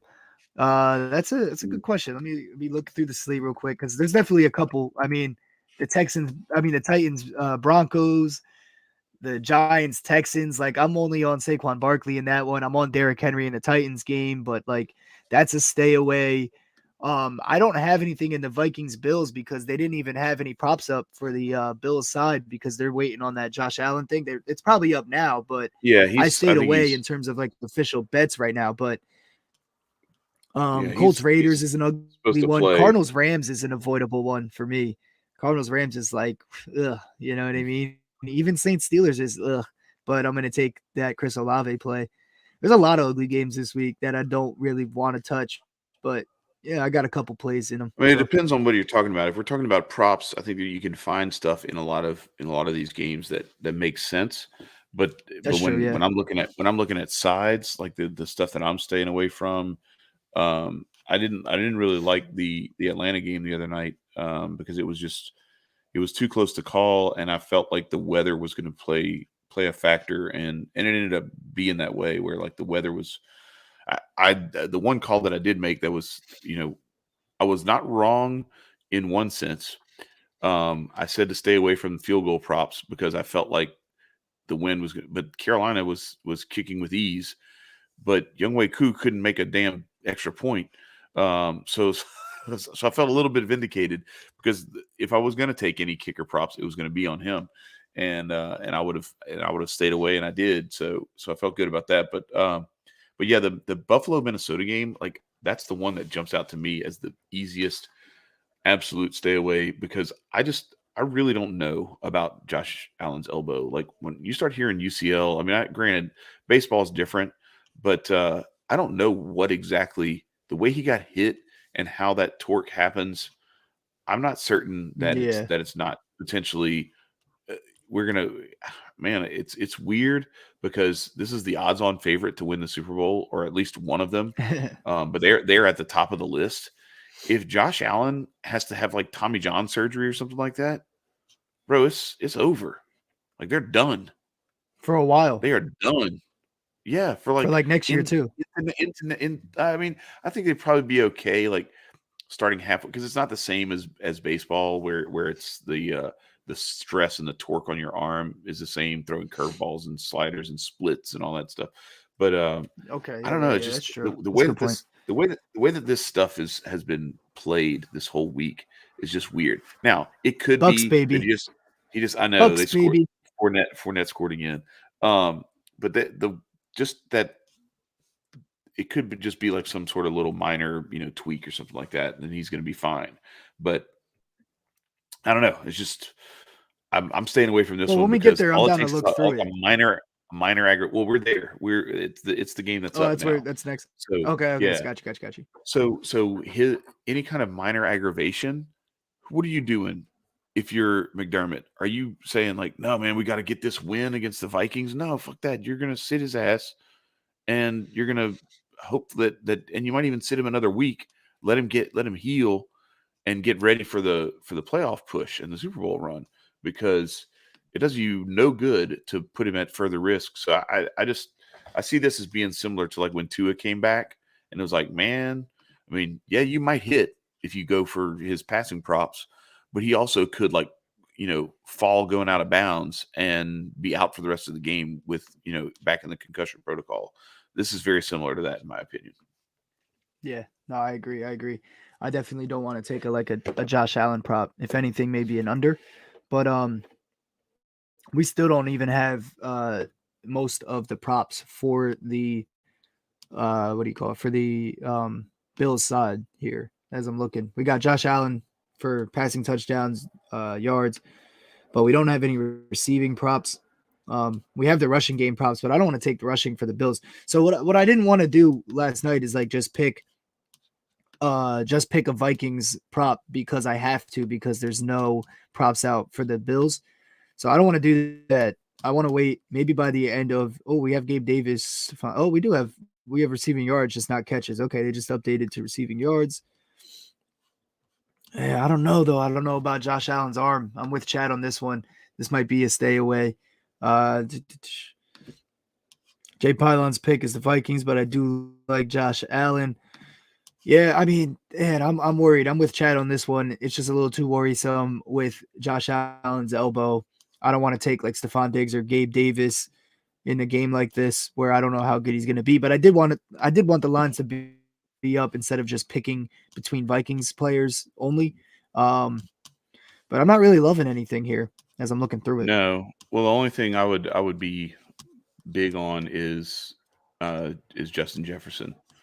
That's the one thing where I'd look at it and be like, okay, let me take a little sprinkle nibble on that thing because but I don't know, he's so juiced at this point, it might not be worth it. I think White is back too this week. I think he's off Davis White's report. Back? I think he's off the injury. He's questionable so okay. He was questionable as of Tuesday. I think he's been practicing and everything. This is the same site that wasn't updated the other day though with Keenan Allen. So let me check a different. I'll Google it real quick. But I mean, from what I've seen so far this season with Justin Jefferson, like it don't matter who's covering him, he's gonna go off. His yardage plus touchdown prop is as a parlay. You're looking at plus 247 for 81.5. Well, for 82 yards and a touch for Justin Jefferson. I still like that, even if TD White is out there. And then the other thing is too, like with that's an LSU DB against an LSU wide receiver. There's some stuff where those guys, like I always like to go to that well because they're going to be, they're going to be calling for the ball. White is going to want the challenge, and Jefferson is going to be like, "Get me the ball. I don't care who's guarding me." Like that sort of thing. And I think Cousins likes him. And again, it's another one of those games where it's not prime time, so that means Cousins is going to have a game. If he was playing on Sunday night or Monday night though, or Thursday night. Yo, it's not prime time, but it's a big game. Yeah, true. It's a huge game. It might still carry the same effect. That's true. How Yeah, many I haven't looked at how that. How many many big important so right. think about it. We talk about primetime games, but how many important games has what track record do we have in important games Yeah. of Kirk Cousins? We haven't seen many. Yeah, that's He, true. he That's true. wasn't involved in a lot of really important games like this with the Redskins, and I can say that because they were the Redskins back then. And he hasn't been with the Vikings either in like a game this big of this caliber right here. And I think that's the only reason Josh Allen is playing is because this is a big game. Yeah, no, for sure. Like this is like top team, one of the top teams in the NFC and one of the top teams in the AFC right here. So I mean, we'll see how Kirk Cousins fares in that situation. I'm gonna do a no bet on this one. I might personally throw a little juice down yards parlay together, same game parlay, but like that's gonna be like me just throwing shit at a wall and having some fun watching the game maybe, but nothing like that I want to officially play or put any real money behind on this game. Well, It's just too many variables. I'm not seeing the field well in that game, so I'm not going to try to. Right. Not gonna the force question it. was, what are the games that we want to avoid? And this was like the first one that came to my mind. So there you go. I'm not mad at it at all. All right. So Right. last game of the early slate is Denver at Tennessee. Do we see anything there? And if so, what is it? Is it too much to keep going to the Derrick Henry well, or are we just hammering that thing until it breaks? I thought about taking like Dolchich or something like that on the Broncos side, or maybe Jerry Jeudy. He's been playing well, but that requires putting some trust into Russell Wilson, which I don't really want to do with my money. Right. I'm at a point now where I can't trust that, so I'm staying away from that. And then you look at the Titans side, and it's like, who else can you bet on besides Derrick Henry on the Titans side of the ball? There's like not even options. Let's do. I'm just Chad, throwing go this through out what there. you're I thinking threw it in up this on. game. I Yeah, threw go it ahead. up. I threw it up on here. 100 yards and 2 touchdowns is plus 453. I'm just saying. It would be like 3 weeks in a row that this thing had hit. So what are we doing? What's our so $10. I don't hate that at all. When's you 45-38? Yeah. I love it. So yeah, I mean it's tightening up. I'll definitely grant that. Derrick Henry 100 yards and 2 touchdowns. You ain't getting the money you got 3 weeks ago for it. But he also hadn't hit it yet before that game, and then he's hit it multiple times since. So I'm still feeling it. What do you got? Ooh, Jay's got the upset here. Jay's got the Broncos. It's not even a big upset or anything, but yeah, he's got the Broncos there. I don't have any straights in this game. I'm gonna milk Derrick Henry a little bit, but in a parlay. I really don't. I don't even want to spend too much time talking about this game. This is a stay away for sure. If you're not like looking at Derrick Henry, then you're trusting Russell Wilson essentially. Right. I don't know if I recommend either of those options. Yeah, or you're trusting Malik Willis, or I don't know. Is Tannehill? I think Ryan Tannehill is going to play, but it's going to be a hurt Ryan Tannehill. Yeah, that's what I was going to say. A less than 100% Ryan Tannehill. So like it's a stay away for me too, except for Derrick Henry. And if I'm playing it, I'm swinging for the fences. I'm going 100 plus and 2 touchdowns, and I'm living with that defeat if I take the L. I don't care. Are you locking that in officially, Chad? Because no, all these official plays are always on my back. So I'm just saying. Well, okay, but every time I throw something out there, on my back. Every time I throw something out there, it's some like wild, like Jamar Chase 102 touchdowns, or something like that. So I'm not. And that shit cashed. It did, but I'm saying I'm not telling people you should go do this. I'm saying like, hey, look, this is an option, and if I'm doing anything in this game, it's that. I got you. Yeah, I'm just messing with you, Chad. But I would like for all my Henry in a parlay, not be 5-1 odds or worse. Like it would be cool to. That's a good way to win if you're hitting them though. If you're smashing them shits, but you got to be smashing them shits. True, and plus I'm more like likely to go with the sides and the ones that I'm looking at. Unfortunately, Seattle covering this spread here today was one of them. but I actually like Indianapolis to win straight up, and I like Arizona to win straight up in the later games. So that's going to be some stuff we can get into. Just so you know, Chad, entering this late slate here. Just so you know, Chad, it doesn't matter if you're making it official or not. Jay Pylon just put his house on it, so it's all on you, bro. That shit better hit for Jay. All right, shit better fucking hit, Chad. Hope Derrick Don't Henry do our guy wrong here. Sprain his ankle on his first carry or something. Well, I fucking hope so too, bro. Don't put that in the air. His kid's gonna be living in a box. Oh shit! Now I gotta take somebody out of this parlay. Now I gotta take Derrick Henry out of this parlay just in case. Oh shoot! All right, so this spread was 6 points when it opened, and it's down to 4.5 now. And so my dog catcher model has the Colts actually favored by 2.5 in this game. So naturally, I like the Colts straight up. I definitely like them covering the spread. I liked it better, obviously, when it was +6, but even at +4.5, I still like it. And this is just taking the model and going with it. None of this takes into account any recent injuries or anything like that. So there's some stuff that may be Jonathan Taylor back too. That doesn't hurt the model. That's that's a good thing. And so when I look at all this stuff on balance, and the other thing is too, and I hate this because I know Raider Nation has been a huge support of this channel and this show. And we love Raider Nation. We appreciate it. But hopefully y'all can respect that the Raiders franchise at the moment has become an absolute dumpster fire. And I don't see, to me, the worst thing that could happen to this team is that they're having to play this game at home. Because every single mistake, every 3 and out is going to be at a chorus of boos. Because I think that the entire fan base is frustrated that's a good point. Angry with the way that the season has gone.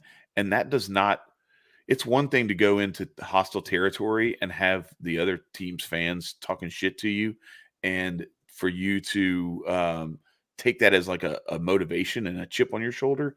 It's another thing altogether to feel like you can't do anything right already, and then to have your own fan base turn on you. And that's where I think they are. And so if I were going to make a case that's outside of just a computer model for why I think this thing could hit what that computer model is suggesting, that's what I see being a very distinct possibility. I know, I'm sorry, Naaman. He's like, Chad, no. Look, it ain't our fault. It's not my fault. It's not my fault, man. Hey, man, go blame Josh McDaniels, not Chad. Wasted talent put out his show the other day where he said, he said, listen, if they don't beat the Colts, fire Josh McDaniels. And I was just like, well, get ready to fire Josh McDaniels, because I'm not feeling like this is a good look for the Raiders this weekend. What do you have, if anything, for this game props wise, AG? Well, I think the Raiders, look, shout out Raider Nation.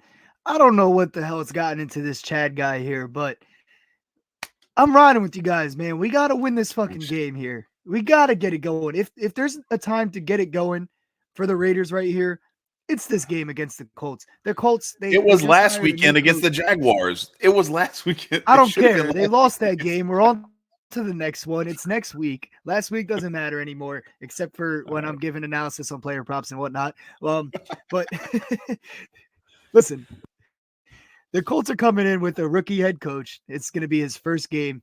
Josh McDaniels left the Colts. He signed there and left. Went to go coach the Raiders. I think this is like a game where he has to prove something. He you know what I mean? Mm-hmm. He has to. And the way they do that is by feeding Josh Jacobs the ball. So I got Josh Jacobs over 20.5 rushing attempts, -108 on Caesar Sportsbook. I got a half unit on it just in case. I'm putting a half unit because Josh McDaniels is incompetent and he might not see that this is the way to go. So banking on the possibility of that, I got to do it. He's only hit 20 plus in 3 games this season, but they gotta get back to that, man. They're 2-1 when he hits 20 plus carries, and that one loss was the Monday Night Football loss 30-29 to the Chiefs, where they were in that game to the very end. It's clearly their best 3 games of the season. Clearly, their only 3 good games of the season, pretty much, is when they give him the ball 20 plus times. So I got him over 20 and a half rushing yards. The books know it. It's just a matter of if Josh McDaniels knows it. If he can't even figure that out, I don't know what to tell you guys, Raider Nation. But shout out Raider Nation, shout out Wasted Talent, shout out Big Mike Raider, shout out Naaman. I got you guys, man. I got you guys back. Chad's, I don't know what's wrong with him, man. He must be trying to lose subs or something. But we're going with the Raiders, baby. And they got to get Josh Jacobs the ball to do it, all right? If they don't do it against the 30th rush defense in the NFL, I'm saying, bro, it's done. It's done. That's exactly. Yeah, look, I'm trusting him to feed his guy. I'm trusting him to feed Josh Jacobs and let Derek Carr establish some play action advantage there and stuff like that. Because the Colts defense, they're 6th in passing yards allowed. So it's like at some point, you know, you're not going to be able to really pass the ball all over them unless you establish a run game and make them focus on the run game a little bit. You know, make them have to worry about that, stack the box just a little bit, play action reads, things like that. You got to get that going. You got to start that early. I see 10 first quarter carries for Josh Jacobs here. I really do. All right. And those are also those 3 games where he had 20 plus carries. Those are also the only 3 games that he scored in. And he has a total of 6 touchdowns in those 3 games. So, all right. So what's I mean, our come overall on. You play got to here? go back to that if you're the Raiders. Just going with attempts. Just going with attempts. We're not going to go after any yardage. We're just looking at this. That's my straight play. Yeah. Jonathan. So they don't have a Josh Jacobs rushing attempts on they on FanDuel minus right now. 108 on Caesars. They got it other places too. All right, so we got Jonathan Taylor, which is crazy because Jonathan Taylor's coming off an injury, and they got him in there at 17.5, but they got nothing for Josh Jacobs. It's kind of wild. But yeah, see, Naaman knows what I'm talking about. He knows last weekend was the game. Like if you can't get it right against the Jags, because now you really put yourself behind the 8 ball and made it to where you got to damn near run the table to make the playoffs. It's just tough, man. I hate it because I think I kind of bought into some of the hype with this squad. I think everybody did. You know, they made a lot of moves, a lot of big moves, and the one thing is, it's not like baseball. Like sometimes, and you even see this sometimes chemistry wise in baseball, but I think in football it's more important. You can go out and make these splash hires. You can go out and make all these splash free agent moves and everything. But if it like wrecks your team chemistry from the front office all the way down to your backup left tackle, it can be a tough adjustment, and it'll take some time. And I just, on the one hand, I'm kind of like, man, I totally understand wanting to fire McDaniels, but on the other hand, it's almost like, well, do you give him a little bit more rope to try to get this thing together and get everybody on the same sheet of music? I don't know. It's tough. It's just a tough situation. I would not want to be in any of those meetings with those guys, because I'm sure there's all kind of shit flying and people cussing each other out and calling each other names and everything. It's probably wild in there. But all right, so do we have anything else besides because I do like that. I will say, of all the things that I would be willing to go after, it's something in the Josh Jacobs rushing category. The 82.5, if it's me, I'm probably looking at either the rushing attempts, like you said, you have to go somewhere else besides FanDuel for that, or I'm looking at probably teasing his alt yards up and pushing like this 90 plus for 122, or maybe even this 100 plus at 182, and maybe like hit this 90 plus at 122 as a straight. And then I'll tell you what, I'll throw it down. There's my first official play that is not a side so far in this week. Yeah, I'm going to go Josh Jacobs. Chad. Come on, Josh Jacobs. No, Josh Jacobs 90 yards. Josh Jacobs 90 yards at plus 122. And then as an unofficial play, I'm going to say, while you're at it, it wouldn't be the craziest thing in the world to drop this little parlay down as well. Josh Jacobs anytime touchdown, and Josh Jacobs 100 yards. That's at plus 279. Solid money there. It's only like a 3-1, but it's all right. So Jay says Raiders will rise again. Yeah, okay. What's your official pick for this game? I'm on the Colts. Are you with me? Are you riding with me, Jay Pylon? Oh, well, so my wife is with me. She just dropped a glass on the floor. She's so mad about the Raiders sucking. She's throwing dishes. She's throwing dishes in the kitchen. I don't know if you heard Jay's that or picked this not. up on the screen, by the way, Chad. Did you hear that? Yeah, I did hear come it. through? We caught Okay, it. okay. Yeah. Yep. So look, she's all about it. I guess she's probably got skull and crossbones in there Yeah, no, already. Just like Jay, ready to get- Jay, you gotta have to clarify here because his was a couple minutes okay. ago. So he had My Colts pick also. Colts. Sorry, wasted. Hotep. Shout out Hotep Nation, Hotep and Bill, baby. But Yeah, that was then a he minute says ago. I Raiders will didn't see rise that. again. So I guess it's next week. I'm not sure. I don't know. Yeah. What are you getting at here, Jay? Are we rising next week? Because I got them this week. I'm not taking them as official pick, like as a win. But I'm just saying, if they go to Josh Jacobs, they win the game. They got. That's one of those. That's one of those predictions. See, that's one of those predictions. See, you got these gematria people and all this stuff. That's the kind of shit they try to do. They're like, I predicted that it would happen, and it's like, yeah, but you didn't give a timeline. You just said it was going to happen at some point. Like, it could happen 10 years from now. I gotta say, though, I gotta give Jay some credit because he gives his. I'm cracking on Jay. No, I know, but he gives a timeline, and he's been right a couple times this year with some big events in the world that I've seen, just from seeing it on Twitter and just seeing him, post it. I'm like, oh shit, wait, he said that in July and the timeline was perfect for what happened in October. Like, I got to give credit where it's due. You know what I mean? Facts. He picked the exact date of that prime minister thing. I got to give credit where it's due. But it's funny. Right, you're right. Shout out to my boy Shiv Patel in the chat. This is my homie from my hometown and everything. My fucking man's $100,000 right here. He said, yes, sir. Let's fucking go. Hell yeah. We always cook up on Sunday mornings, me and Shiv and a bunch of my homies. So glad he's here. Good. All right. So last but not least of the afternoon games, or no, we got a couple actually. Shit, my bad. What am I doing here? I was about to skip straight into Sunday Night Football, and we still got 2 games left. We got Arizona. I thought Arizona and LA was the last. Hold on, one. we gotta get to my parlay for this Raiders game. Oh shit. Okay, my bad. Sorry, y'all. I jumped the gun. You're good. Chad threw down his play and was like, "Fuck Adams plays now," Well, it's also an official. I'm also officially on the Colts for that one on the money line. So that's plus 172 for that money line. That's an official one as well. That's a dog catcher official right there. There you go. All right. So I hinted at the fact that I do have a Derrick Henry play. It's combined with Josh Jacobs. The only reason I didn't say it before, I just wanted to get all my thoughts out on Josh Jacobs because it just makes it, it just makes it flow. So that's why I skipped over the. Damn, now I got to go back to the Tennessee game too. Shit. Okay. All right. Here we go. All right. So you're gonna have to for a quick second. What's the Derrick Henry part? It's got to be a touchdown. Derrick Henry for 80 yards and a touchdown. Touch. And his total is 98. So we're gonna go down to alts. 80. That's 2. All right, so that's it, man. This is how crazy it is. Derrick Henry 80 yards and a touch is minus 102 for that parlay. Good luck, people. Oh, it's all good. Man. Go back to the Raiders game. We'll juice this bitch up. Yeah, no doubt. And I actually like the Jacobs. I like the Jacobs side of this being the part that helps to juice it up because I really like that. So I'm sure you got Jacobs with a touchdown, right? Yep.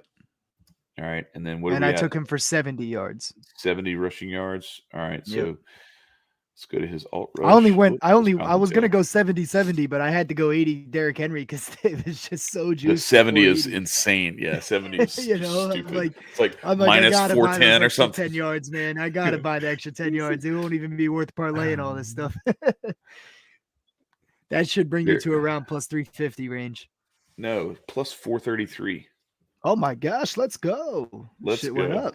Yeah. So the Derrick Henry part of it is minus 102. The Josh Jacobs part of it is plus 169. You add them all together and you get the 4 leg as plus 433. So actually here's something that's not a bad idea. So I actually like playing these parlays separately as well as together. So I'm going to throw like a half a unit on I'm going to throw a unit on So let's see. So we'll go 10. I'm using 10 and 5 just so that it's easy, like, math for everybody. So I'm going a half that's unit on this personally. so if I did all of these, that you play all three of those, that's $20. That'll win you 48.39. Wait, all three what? So what I'm saying is the Derrick Henry same game, the 2-leg as a unit, Yeah. I like at minus 102. The Playing them Jacobs, separately and together. That's what you're saying? separately I and got you. together. I got you. Yeah. I'm on the same page now. My bad. I didn't know what you were saying. Yeah, a full unit each for the two legs, and then a half unit for the 4-leg. So that's it's just something I'm throwing out there, but yeah, because I like all of those. Yeah, I I got you. especially Though, like but that yeah, Jacobs one. But I put that big Jacobs one down as my official. So that's what I would do. Yep. But yeah, I like this. Yeah, I got a half unit on this one, plus 433. Jacobs, we just talked about, obviously. And then Derrick Henry, he's cashed the yards in 7 out of 8. He's had 100 plus in his last 5 games. He's back to, like, what was it, 2 years ago when he was going crazy? Was that 2-3 years ago when Derrick Henry was like supreme? Had like He's like 2,100 back in that yards and like form now. 30 touchdowns or something. Yeah, he's back in that form right now, man. He's got a touchdown in 6 out of 8 games, 100 plus in his last 5. He has 9 total touchdowns in 8 games. Yeah, I'll take it. Well, and so look, I got to say this because look, all due respect to Derrick Henry, he's a monster. I mean, he's like 6'8", like freaking predator, just running down people, just crushing, running through people. He's really hard to bring down. But the reality of the matter is, if you get any backfield penetration where like he has to like move off of his spot and doesn't get going downhill early, he's pretty easy to bottle up. You've got to give some credit to that O-line. That O-line is playing out of its mind lately. And I'm watching these games, and it's routine that Derrick Henry's first contact is like 12 yards downfield. Like when you get a guy that size and the first guy he's having hitting to holes break like a that. tackle, he's hitting holes like that, and he's hitting them that fast, and he's not having to running move into a until he's- DB. Exactly. That's what I'm saying. He's got a safety or a corner, like that, or a nickel, like it's just like, golly, it's unfair. Yeah. It is so unfair. So Yeah. that's shout out to that. And this Broncos line, man. And this Broncos defense is like they're locked down in the passing game. Like straight up locked down. Patrick Surtain takes off a whole side of the field. They got a great secondary. Their linebackers are solid in the pass game, but teams have been able to gash him. We saw what Josh Jacobs was able to do to him. We saw. I mean, there's other examples that are slipping my mind, but this is where the Titans have to go. Right. Even with Tannehill playing helps it, because the reason that the Titans ended up losing is because they did not trust Malik Willis to pass the ball. They couldn't pass the ball, and the Chiefs were able to just key in on Henry after a while, and Henry still went crazy. Yeah. But it wasn't. They weren't able to do enough because of that one-sided factor. Now with Tannehill back, the Broncos, a great passing secondary, they have to respect it a little bit, at least a little bit. I mean, they're good enough to like disrespect Malik Willis and not even care, and just stack the box. But Tannehill being in, it's like, all right, we gotta watch these guys. We can't fully stack the box for Derrick Henry, and they allow a lot of yards per carry, which is Derrick Henry's game right there, like we were just talking about. So the one caveat to that I will add though is that you have to consider this. Okay, yes, from a balance standpoint, it's going to help Derrick Henry that you're not going to be able to stack the box against him like the Texans have and the Chiefs have the last 2 weeks, because they're not afraid of Malik Willis. Still went crazy in those games. He went crazy on. But the other thing is too, Mike Vrabel just was like, I'm not putting the ball in the hands of Malik Willis.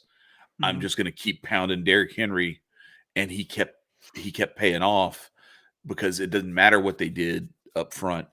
The trouble that I see is it could be Vrabel and the play calling that actually puts a cap on Derrick Henry this week, because if Tannehill hits a couple of big plays and they get into the end zone from 40 yards out, that just took away 3 or 4 carries and like 35, 40 and a touch from Derrick Henry's potential to be able to put up points. So sometimes having that balance is a double-edged sword. On the one hand, it helps to make it to where you're more efficient in the running game, but on the other hand, it could take whole possessions away from Derrick Henry if they hit a big play, So I'm just throwing that out there as something to consider. But I'm still going to the well with Derrick Henry, especially in this matchup, because if they were playing against a team that I thought they wouldn't be in a tight game with and probably controlling the game with, I would be a little more shy about Henry.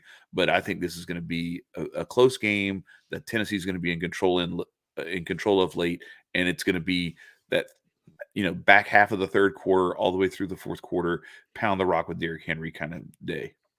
So, yeah, I hear you on that, and it's good that you mentioned that because it's good to have this like discourse and talk through it and talk all these things out and all things considered. You know what I mean? But my pushback on what you said would be, I don't see Ryan Tannehill and this Titans passing offense having that type of early success where they jump out to a lead through the passing game with a couple big plays. I don't see that in this game, just because of that Broncos defense and their ability in the passing game. You think about the fact that Patrick Surtain can take a whole side away, but like, who is he even going to be covering? It's Robert Woods, I guess. But like, right. They don't need to use his energy only on that. They don't need him to just follow him around the field. He can just literally play strong side or weak side, like whatever game plan they want to go into. The Titans offense doesn't pose a threat that you have to like start switching things up. I don't think they have that success that you're talking about. Although it's a good point to make, but if the Derrick Henry thing is working when they in the first quarter, Mike Vrabel's not going to get away from it. You know what I mean? And the Broncos, they could maybe they might start stacking the box if there's a lot of success, but we've seen the past couple of weeks that doesn't even work, and Derrick Henry is in like MVP running back mode. You know what I mean? Right, so, right. I hear you, and it's good to have that conversation. Yeah, I'm just saying that it playing out that way. You know what I mean? Yeah, I'm just saying that I could see Tannehill having 5 to 10 more attempts on a weekly basis than Malik Willis, and that every one of those attempts is a potential robbing Derrick Henry of touches, and possibly, the other thing is too, the other way it could go is you could throw on first down with Tannehill where you weren't willing to do with Malik Willis, and he throws an incompletion or an interception, and now you've given the ball away, or you've made it closer to going 3 and out. So I'm just saying, like, don't assume that, Tannehill's in there, therefore they're going to be more balanced and they're going to, and that means better for Henry. It could take away a little bit from him, just as much as it gives. That's the thing about a guy like Malik Willis was like, he made it to where he was the entire offense, and Vrabel was just like, it was like, we're going to just fucking pound it no matter what. And I don't think it's no matter what this week is all I'm saying. So let's move on to this. I'm looking at this Arizona as Los Angeles game. But I'm looking at that as the perfect matchup for that to be the case against a really good Broncos defense, where you don't want to be where it's obvious to everybody and the average fan, and even just the guy that just turned the TV on and watches football every once in a while when he's home and has nothing to do. He can see, oh shit, like, I mean, if he follows it a little bit, he can see like, oh shit, it's Derrick Henry. Now the defense has to be a little bit honest, and that might even open up more gaps for Henry.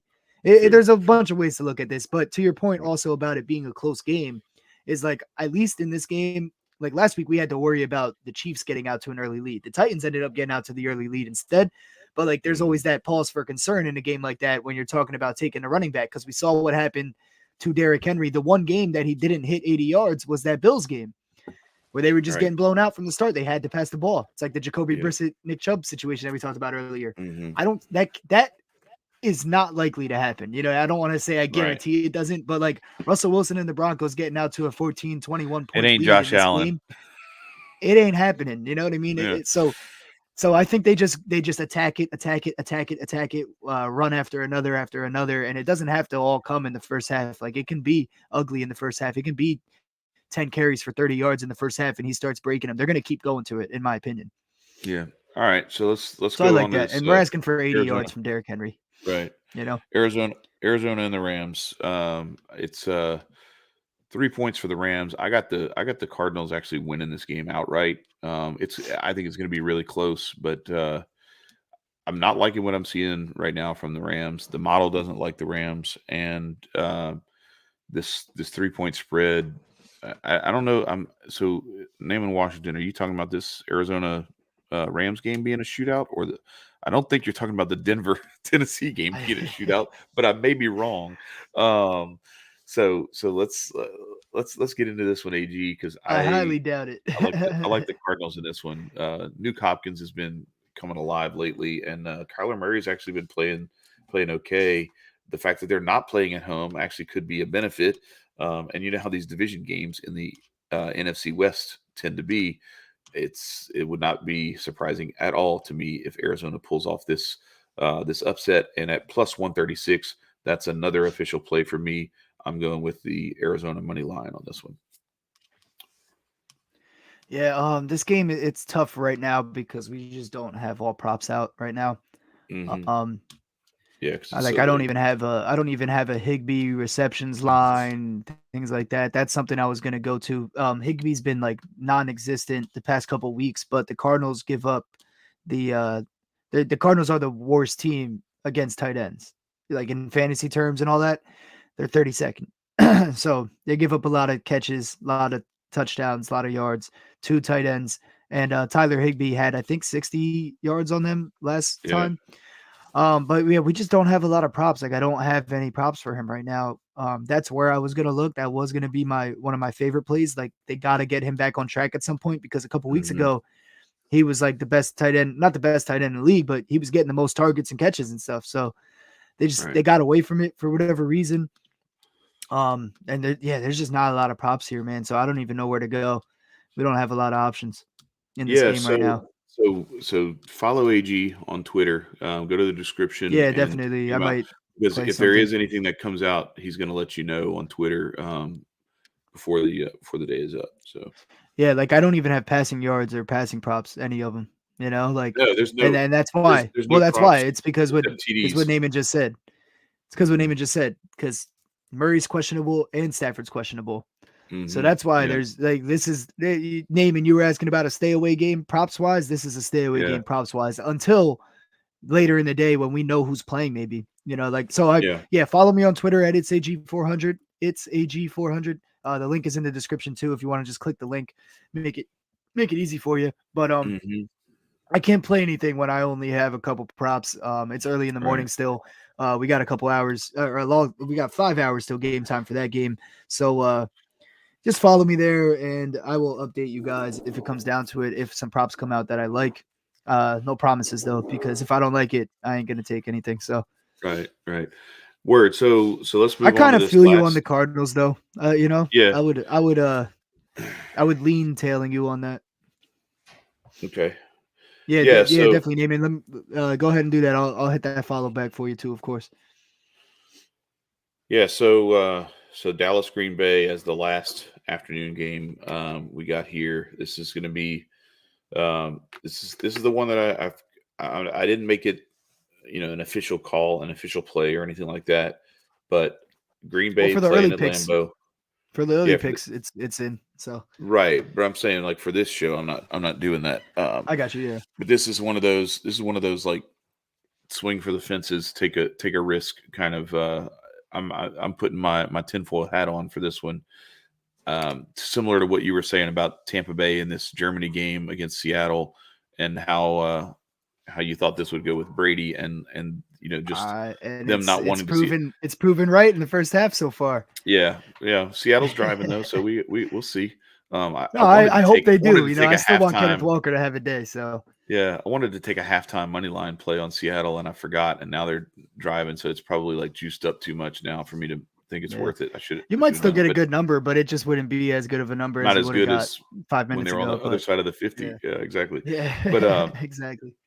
But so Green Bay in this one, I just my case is I don't see unless there's the way they're going to just let Aaron Rodgers and Tom Brady go out, that they're both going to just like go out sucking.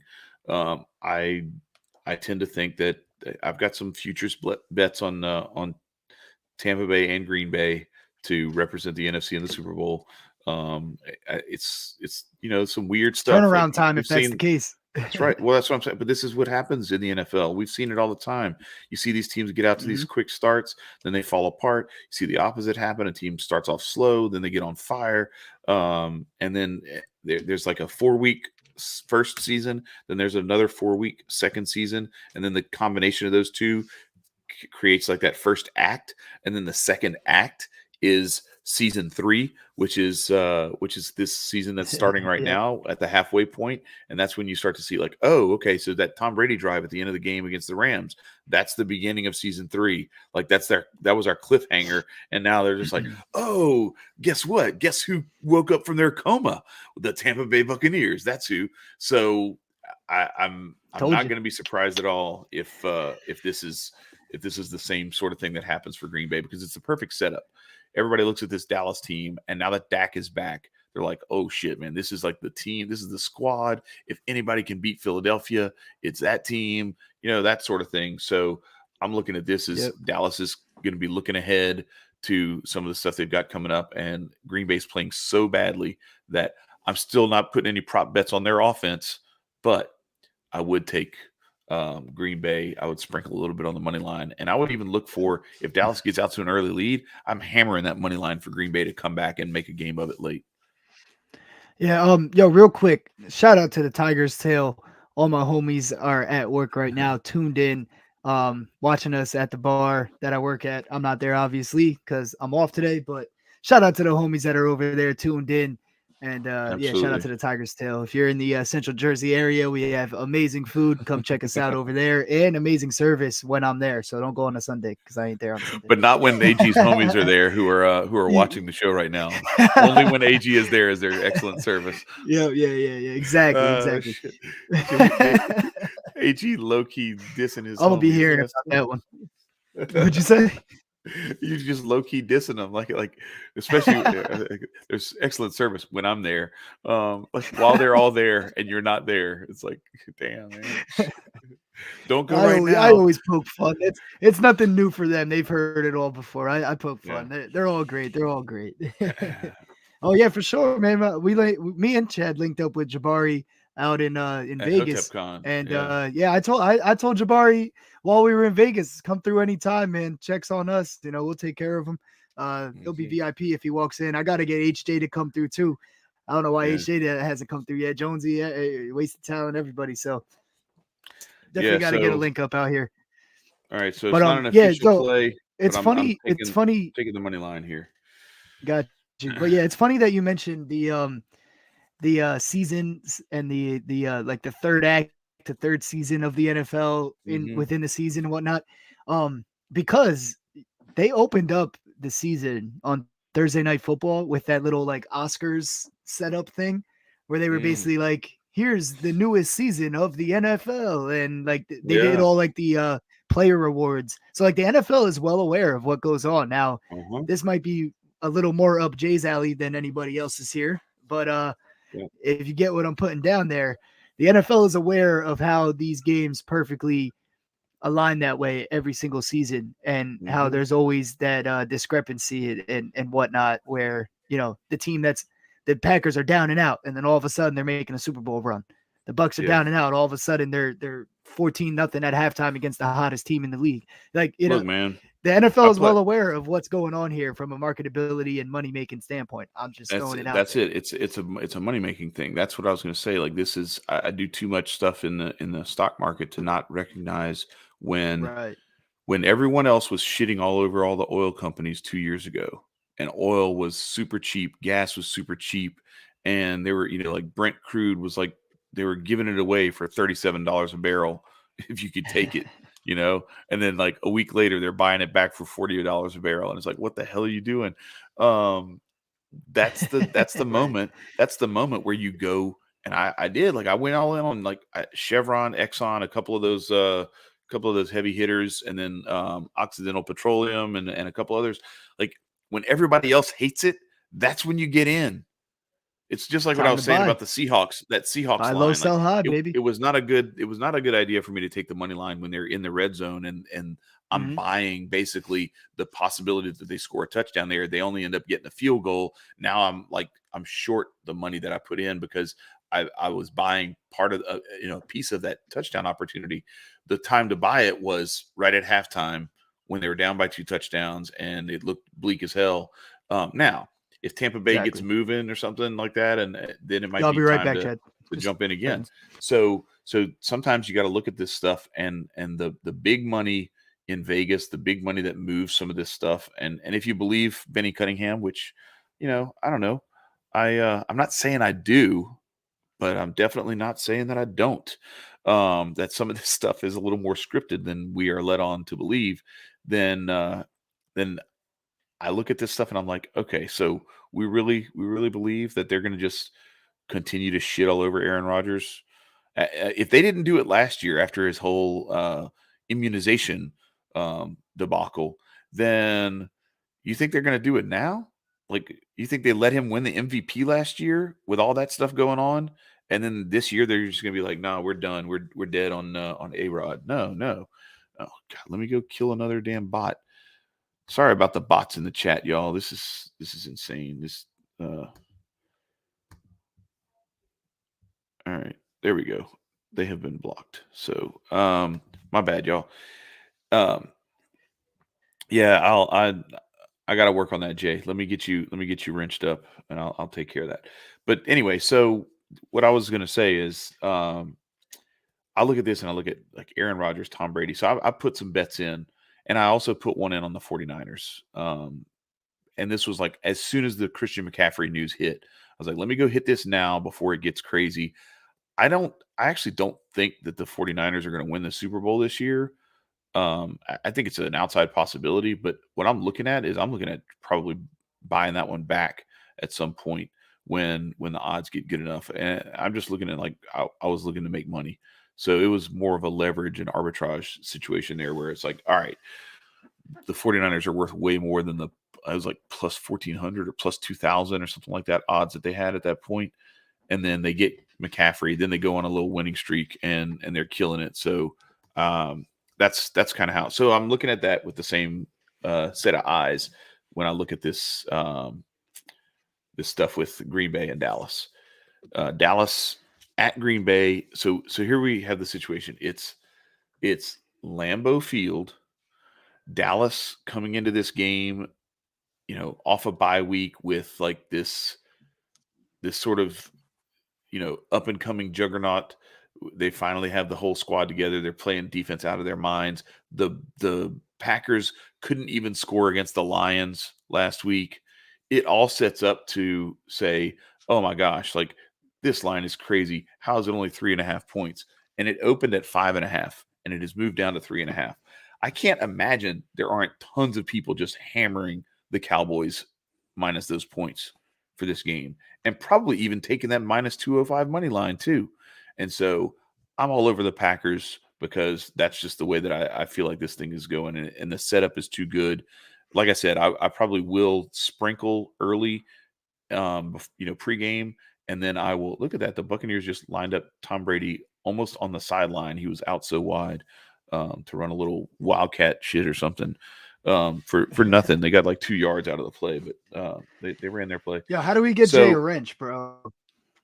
I'll work on it. I gotta get Jay it. a wrench. Yeah, right. yeah. Jay, you'll have a wrench for our next stream, bro. Yeah, word. We'll work on that. I just came back and saw that comment. I was like, you know what? Yes, Jay needs a wrench. I was talking He's here about every it. fucking time. Let's do it. Yeah, right. Oh yeah, 100%. Yeah. So here's what Dallas's schedule is coming up: at Minnesota, the Giants at home, then Indianapolis, Houston, Jacksonville. That's a nice little stretch for them to get ready for. Guess what? Christmas Eve, Philadelphia at home in Dallas. Like what? So I'm looking at this and I'm like, all right, so and they already dropped one to Philly. That's a good setup for Green Bay to have a chance here. Now look at Green Bay's schedule. They got Tennessee, Philly, Chicago, the Rams, Miami, Minnesota, Detroit. They don't really have another, what I would call it, like a gimme game until week 18. That game against Detroit. And you saw what happened to them when they played Detroit. And that wasn't a gimme. It wasn't a gimme at all. Yeah. It was they choked it. They 4-putted that gimme. Like it was like they went from 2 strokes ahead about to win the Masters to they choked it away.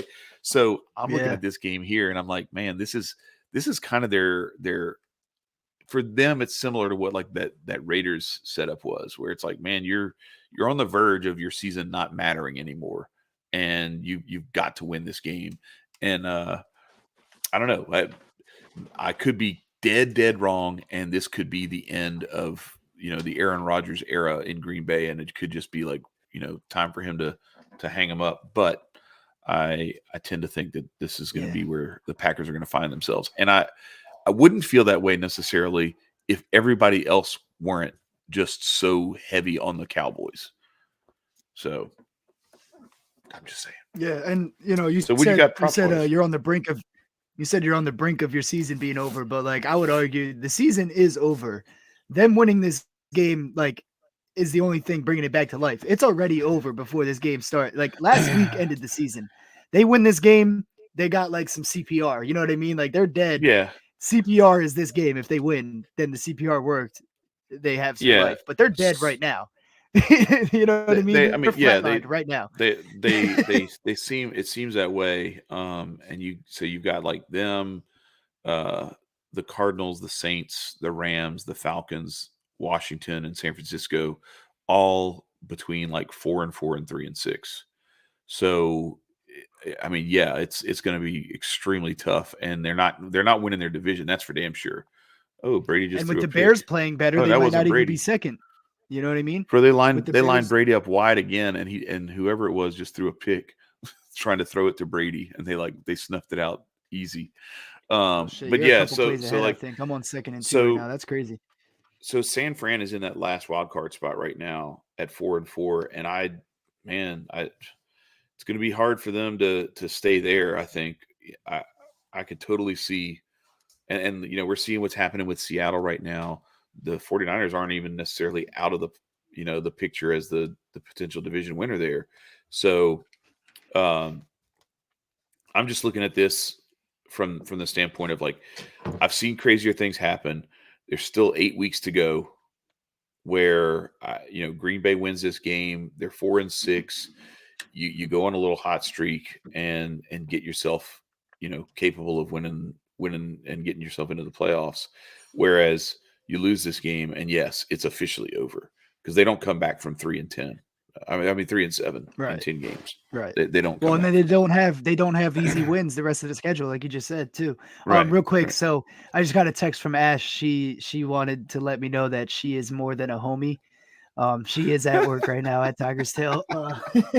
So real quick, shout out to the homies at Tiger's Tail, and shout out to my girl, my baby, Ash at Tiger's Tail. There you go. You happy now? I gotta make sure she comes home with some lunch for me, man. So I gotta do what I gotta do. You know what I mean? There you go. All right. So she's out there making us some money while I'm making us some money here on my ass. So gotta give her some credit. She's working her ass off. There you go. So. There you go. Shout out to you, Ash. What you got props wise in this game? Jason, clean it up. Yeah. Hell yeah, bro. Got to. This was the same situation. So last night they didn't have many props up. I'm gonna check now and see what we got. No, they do I've now. kind of figured they do that. Okay. Yeah. So yeah, let's talk through it together then, man. Where are you looking in this game? Well, I didn't have anything just because last night when I was looking, there wasn't much to go off of. Yeah, I mean, I think it's always a good day to go with Tony Pollard, but that's the thing. So I think, is that what we're looking at here? We're going to not have that because we don't know about Ezekiel Elliott right now. Yeah, that's what. See. So my first thought, like we had a couple props last night too, pretty much the same that we have now. Actually, now that I'm looking through, but that was the thing. I'm waiting. I'm banking on a Tony Pollard line here. Yeah. I love Tony Pollard a lot more when Zeke's playing because you'll get a way lower line and he hits it by the second quarter.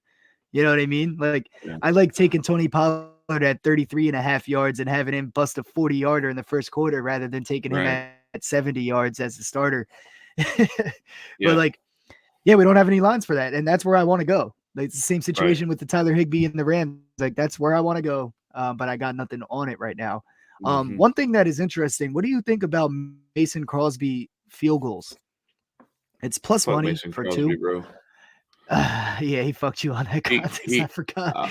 You're the wrong person to ask. I was gonna cash that contest, and I gotta ask somebody else. Shout out to Chad, me what for do you being guys terrible. think? Shout out to me for being terrible this contest though. Golly, Hey, you made it around further than me, but I'm coming for revenge on the next one. I'm cashing out next time. Listen. The problem was I started the contest while I was in the middle of my cold streak. Like the last week or two, we've been on a cold streak after those first like super hot first few weeks to the NFL and NBA also. So I'm getting back on track today, and next contest I'm gonna smash. Just so you know. So just a fair warning in case you don't want to get into on that one because you'll lose your money.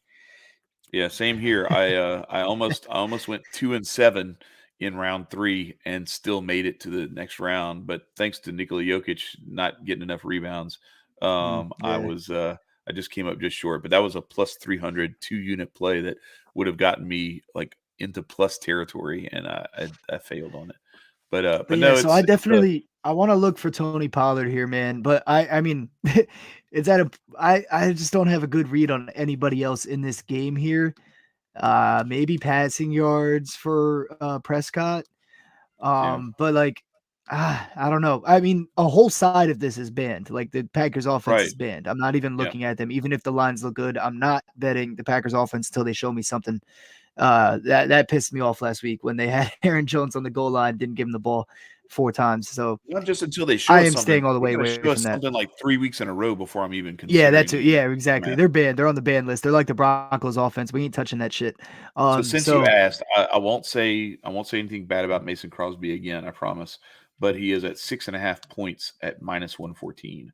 So I don't know. Yeah, see, but look, when you're taking the points, that kind of puts me in the category of like betting on the Packers offense to score touchdowns. You know, if we're taking just 2 field goals, it's like, all right, they just need to get some solid field goal position. Well, that's what I'm saying. That we have that at plus money. So yeah, if it was at 5.5, I gotta look at it, but I don't know.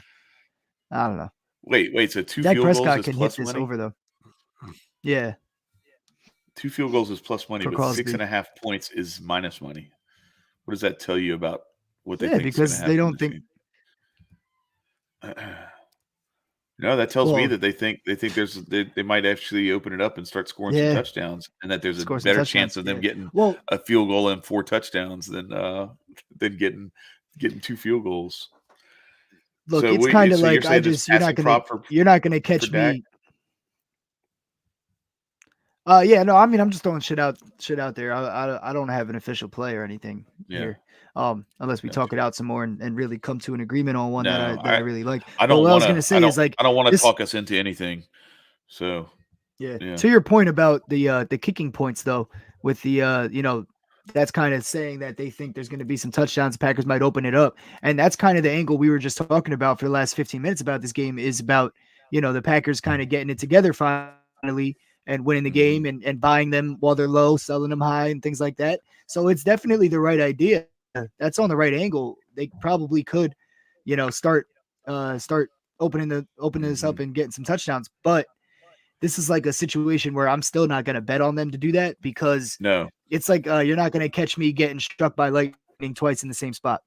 Like I'm sorry. Like I can't bet on you guys until you show me something. Even though this is a buy low, sell high spot, it's like it's just horrible. That offense has just been horrible. And the thing is, they can get it going, and it can be some random. It can be A.J. Dillon instead of Aaron Jones. It can be Watkins instead of Romeo Dubes. Like, you know what I mean? Like, it could be the backup tight end instead of Tunyon. I just don't trust this offense with my money. I'm going to stay away. And I don't even really trust much on the Cowboys side besides Tony Pollard, and we don't have lines for him. Right. Well, but I do think he can hit this yardage. 235 at plus 100 on FanDuel. Or 235.5 plus 100 on DraftKings and Caesars. I meant I think that's looks favorable, but I don't know.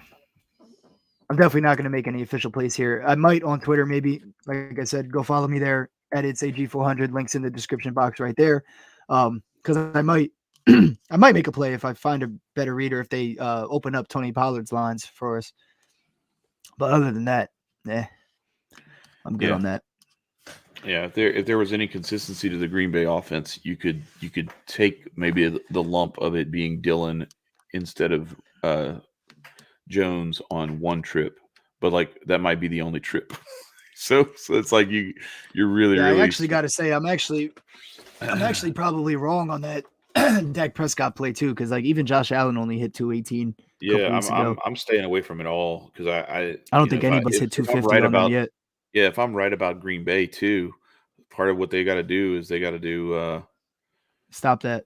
stop yeah they got to stop the pass. I mean they got to and the other thing is too if Ezekiel Elliott's not playing, then it's just Pollard and you got to dig a little deeper into the well for your backup stuff in the running game, and so it's going to put a little bit more on um, CeeDee Lamb and the receiving core. So yeah, I'm staying away from Yeah, that Brady, altogether. Brady, If I'm doing anything, I'm doing Brady. that side of Green Bay with the what you would call it with the money line. Yeah, Brady and I just double checked and ran through. Brady and Kirk Cousins are the only ones to hit 230 plus on the Green Bay Packers, and that was in Yeah, weeks 1 and 3. So yeah, yeah, and I'm that's gonna two stay away dudes from who are that. putting up huge And that's just numbers me in the looking passing at game it. too. Yeah, and that's me just looking at it, like looking through. That was just one thing that caught my eye, but like I'm off it now. I'm way off it now. Yeah. Um, and So I you yeah, want to like I get into said, this? What's that? yeah, go ahead. But no, I was gonna say, like I said, I'm staying away from a whole half of this board, so there's not much to look at in that. Yeah. All right. So San Diego, or sorry, the Los Angeles Chargers going on the road to face the San Francisco 49ers. Not going far. They're just going from SoCal to NoCal. But what do we like here? I'm actually feeling uh, like San Francisco is favored, but I think they're favored by way too much in this game. 7.5 is a lot, and I think the Chargers are actually starting to find themselves a little bit. That win against the Falcons last week in Atlanta is not like people have to start looking at some of these teams as notwithstanding what we saw on Thursday night with Atlanta just laying an egg in Carolina, but like this Atlanta football team is actually they're a lot higher quality than I think people give them credit for. So I'm feeling the Chargers covering this 7.5, and I actually like the fact that they gave us that little hook on the positive end. 6.5, I'd be like, but Yeah, seven and yeah, a you half, got the right side yeah, of that if you're on that side. So, right. yeah. So Um, So what do you feel there? And I mean, do we keep going back to the Austin Eckler well? I still like George Kittle so as usual. I have a question for you, Chad. Help Yeah. me understand this here, Okay. because I'm looking at this and I'm like, what the hell? What am I missing? Keenan Allen ruled out again. DeAndre Carter probable with the ribs injury. Mike Thomas is out, obviously. And is there other ones? Parham is also out as well. And Guyton obviously has been out, but yeah, so that's the core, the offensive core. Same situation as last week, right? Where we hit on Austin Eckler for 2+ touchdowns. Mm-hmm. Help me understand why Austin Eckler for an anytime touchdown is plus money on FanDuel, plus 110 right now. Huh. I mean, I just don't. I have a hard time not throwing 10 units at that. That's a joke, guys. Don't do that. Yeah, but like that's a lot. I mean, why are they giving me that? It's the San Francisco defense, though. I mean, it's yeah, but who else scores? nobody Who else possibly. scores? I mean, I don't know. Like it could be a lot of I field guess that's goals. true. It could be a lot of field goals, and then it could take. I mean, look, Justin Herbert, I like him, but let's look at that. That's one that's an interesting one. Let's look at the passing TDs. Herbert is plus money at 1.5 touchdowns. So like I would probably go under that, maybe. yeah, that's what I'm saying. But that's minus 142. Yeah, they got a juice. I bet. Yeah, yep. Not even worth it. Yeah, I don't know. Not even worth it because he could throw 2 to Austin Eckler, where Eckler just does all the work, Yeah, but see, Naaman said that the defense is kind of depleted. But they got some guys potentially coming back. They got a D lineman probable, a couple linebackers probable. Ward in the backfield is probable. Greenlaw's probable. Like they got a couple guys that are potentially coming back here on that defense. I agree though, they are depleted for sure. They're getting a couple guys back though, so you got to give them a little bit more credit than the past couple weeks, just because of those guys being back in the lineup. Hopefully, they're probable, and we got 9 hours till game time, so we'll see. But I mean, they have a 45.5 total here with a 7-point spread. Right. They're expecting the Chargers to put up some points. Right. Who else scores? Why are they giving me Austin Eckler at plus money? It's like we have to go back and milk that again, don't we? Yeah, I mean, I can't. They're not giving me much of a choice. I can't not do it, but I'm liking exactly. You know me. I'm a Josh Palmer is an interesting one at plus 220. It's I don't know. I'm looking at this and I'm thinking, oof. I feel you, but I also think like there's with Herbert and the way that he distributes the ball. Like I like Eckler much more. I don't like going touchdown with that. I get you. I feel you. I much prefer with the injury issues and everything that they have going this route. All right, where we at? Real quick, Chad. I'm sorry, I got to keep doing. Minus 128 though. Eesh, that's steep. I'm sorry I got to keep doing this, Chad, but I got another text, and now my host, my fucking man's, my host Jorge, my Guatemalan homie, he is offended that he did not get a personal shout out. So shout out to my guy Jorge. Dude, let me tell you a quick story real quick, right? So this dude, he's our host at Tiger's Tail, right? And he told me one day that he wants to learn how to serve. So I said, okay, when you're sitting my tables, ask them what they want to drink, and then we'll go from there. And then it gradually got to like appetizers, blah, blah, blah, the whole order. And now he's on the server schedule sometimes. Like when we need a cover, boss calls him in to serve, and he makes a little bit better money doing it. And, he doesn't love doing it because there's like a language barrier and stuff like that. But now he sits my tables and comes back to me and says, hey, you have a table and this is what they want to drink. This is what they want to eat, or like their appetizer. Yeah. So I walk up to the table with their drinks. And I'm like, hey, nice to meet you guys. I got your app started, and let me know when you're ready to order. It dude, makes my job so easy. Yeah. So I appreciate you, Jorge. This is your official shout out here for you. All right, bro. Jorge said, dame me respeto. Me estás echando el huevo derecho.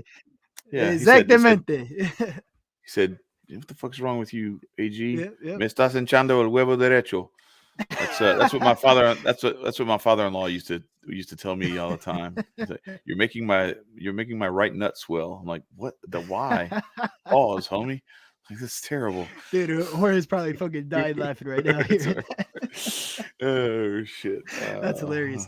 But my fault. What were you saying? I had to though, because then I'm gonna be hearing it all week. I was looking at the player receptions. I was looking at Eckler 5.5, but it's minus 128 for 5.5 receptions, and I'm like, what's his alt receiving yards? What do we got? Like if he gets 60, 50 receiving yards at plus 154. I don't know. I'm looking at this more and more. All right, so I'm going to tell you what I'm going with. This is going to be an official play too. You ready? Mm-hmm. Dropping this parlay on you. All right, let's do it. It's my man George Kittle. You already know the diddle. Let's see where we going. Where's his? Damn, they don't have receiving yards for him. What the hell? Oh wait, never mind. Play receiving yards. All right, my bad. I was looking for alts. And all right, so 41 yards and a touch is plus 260. So there you have it. That's another official play. I'm dropping that little 2-leg parlay for George Kittle. So we're dropping a half a unit on that one. Half a unit to win $5 wins you $13.04. Now if your units are $100, you know the deal. You know how to do the math. That's $50 turning into $130. So that's all I got for this one. I'm going back What to do the you think George about Kittle well this week. What do you think about Christian McCaffrey? I was gonna take his rushing attempts. We don't have that yet, so I'm gonna look Yeah. at what number they give me later on for that because I think they got to go to him in this game against the Chargers where their rushing defense is just horrible. We talked about it last week with the Falcons Chargers game. Mm-hmm.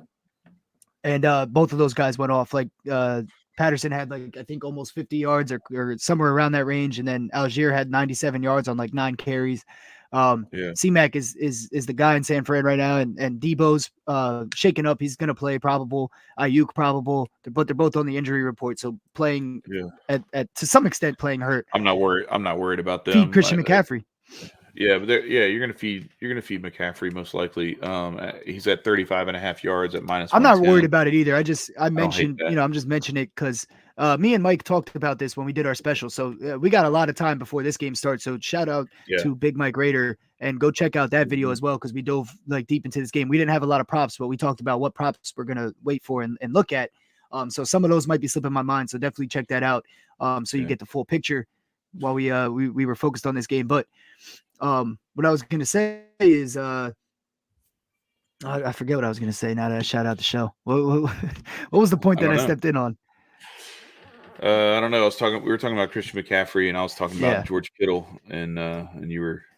Oh, the you were Debo going thing. that Well, I far was off. just saying, I was like, we saw what happened with Keenan Allen, where he was supposed to play last week, and then got a setback in practice, like with a hammy, because Debo's problem is the hammy. He's going to play, Mhm. but he's playing hurt to an extent. The reason I'm mentioning that is because like one little hit the wrong way on the hammy, and he might be on the sideline, questionable return, out for the game, in the locker room, things like that. So I lean towards McCaffrey getting a bulk of the action and the usage here for the 49ers, but the prop is set at 80 yards. It's a little high. I mean, he had 18 carries for 94 yards last week against the Rams. That was like his first game really getting like acclimated to this offense in San Fran. This is the defense to do it to. So I think Yeah. I kind of like him for 80 yards and a touchdown, or maybe like even juice it down. So I'm about to maybe build on FanDuel real quick. I'm thinking maybe if we like, instead of going for 80, if we go for like 60 or 70, you're eating a lot of juice there, but parlayed with a touchdown could help you out, So let me see. Is it worth If you it though? parlay, You got to parlay it with a touchdown. minus 127, nah, it's not even worth it. If you Yeah, I was go gonna say, 80, it's it not. might be worth it. I'll have some more official thoughts. I'm gonna wait for a couple more lines to drop because I think I'm gonna like the Christian McCaffrey attempts number at least. Well, that's when you first said, "What do I think about Christian McCaffrey?" My first response was going to be, I think everybody else likes him way too much. So that's a lot of times, back to what we were talking about with like this whole thing with Brady, with Rodgers. I think it applies to some of these player props too. Sometimes the smarter money is going where the odds are a little bit steeper against you, but you don't have to pay as much for it because, like, look, it may be, from the Vegas standpoint, from the odds maker standpoint, a better bet, a safer bet, that minus 127 on a 2-leg parlay. But like, no, give me my 2-leg parlay that's like plus 416 or something, or plus 260 on that George Kittle one. I'm much more willing to do that where I'm getting 2.5, 3-1 odds, maybe even 4-1 odds on a parlay than having to string together something that still could miss one leg. Because especially when a touchdown's involved, Christian McCaffrey could go off for 140 yards and not score. Yeah. And you're fucked. Oh, So 100%. it's just, I agree. you're Well, like having once to I pay saw what so the much for line him. was doing that, it's not worth it at all. Yeah, you have to pay such a premium for his stuff that it's not. Yeah. Most of the time it's not worth it to me. So anyway, that's all I got for today. Again, I'm now. Yes, I was on Seattle for this game here in Germany. It's a different animal too because playing over there and all that stuff. And then I think the model didn't see the end of that Rams game where Brady kind of he was on the table and they shocked his heart back to life. Like it's right. This is a different Buccaneers team than we have seen all season. And so it's still not Listen, over yet. bro, We're what did I tell you? 12 minutes in the fourth quarter. The thing that's frustrating though is Geno Smith and the Seahawks. They had the ball inside the 20-yard line. They're in the red zone. They're getting ready to score, and Geno just like coughed it up. I don't understand why they ran the play that they ran. They ran like a design QB draw. It's like, man, let that man throw the ball. Jeez, he's hitting people wide open all the way down the field, and then you run a QB draw. But anyway, Yeah, I did not expect them to just not put up any points here, but I did right. expect this from the Bucks, man. I gotta say, Yeah. they look like a brand new team, and it goes even further than Brady. With They're running Brady's the looking ball, great. dude. 18 for 23, 213 yards, and a touchdown, no picks. And then Rashad White, 68 yards. Leonard Fournette, 57 I was yards. going to say, bro, it's the running that's game, why bro. I told you last week. That's why I told you last week. As soon as that last drive happened, I said this is going to bring life to this offense. This is going to be a brand new team, and they have easy. Oh, I shouldn't say easy. No games in the NFL Easier. is easy, but they have a schedule that's a very Favorable winnable. They schedule. can win out. Yeah. They can win out or lose one game for the rest of the season. Yeah, and I'm not quite ready to chalk this up as a win yet, but they score a touchdown here. I'm chalking it up as a win pretty much. Yeah, I mean, like. Yeah, saying. so the play, the other thing that I see here is Me too, Jay. Hell yeah. all right. When we talked about it before the game, you have this, good on good, bad on bad, and then the times where there's a favorable matchup.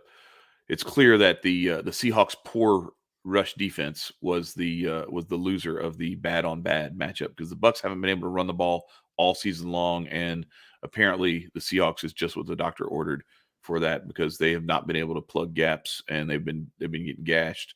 They're bowing up a little bit here in the red zone, but it might be a little bit too little, too late. If they can hold them to a field goal, there's still some hope there for heart then attack. It's interesting, yeah, for sure. Geno Smith and the Seahawks, but yeah, they got to hold them here though. Not looking great here, but nope. Anyway, so yeah. Let's spend like the next 15-20 minutes having some fun here. By the way, that Eckler 1 touchdown plus 110 anytime touchdown, I am putting a unit on that. That's going to be a play for sure. Any other plays in these late games? I know it got a little washy and mixy in the late games just because we didn't have all the lines we wanted to look at and whatnot. Mm-hmm.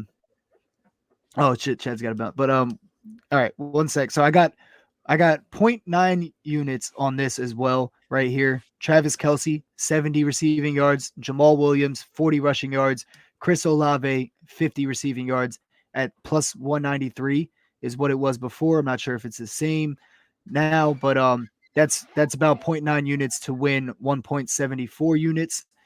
And then I'm going to have some serious fun with this last 10th of a unit here. There's a reason I put 0.9 units on that one. Last 10th of a unit here. We're going crazy. Me and Chad have been talking about this the past couple weeks. Chad hit me up after last Sunday and said, yo, is it just me or is everyone scoring in twos a lot more lately than usual? Or years prior, weeks prior. Mm-hmm. So I'm gonna use that, and we're gonna just right. it's a 1/10 play. Buccaneers scored a touchdown, by the way, so it's not looking great for Seattle here. But Nick Chubb, 2 touchdowns. Derrick Henry, 2 touchdowns. Saquon Barkley, 2 touchdowns. Josh Jacobs, 2 touchdowns.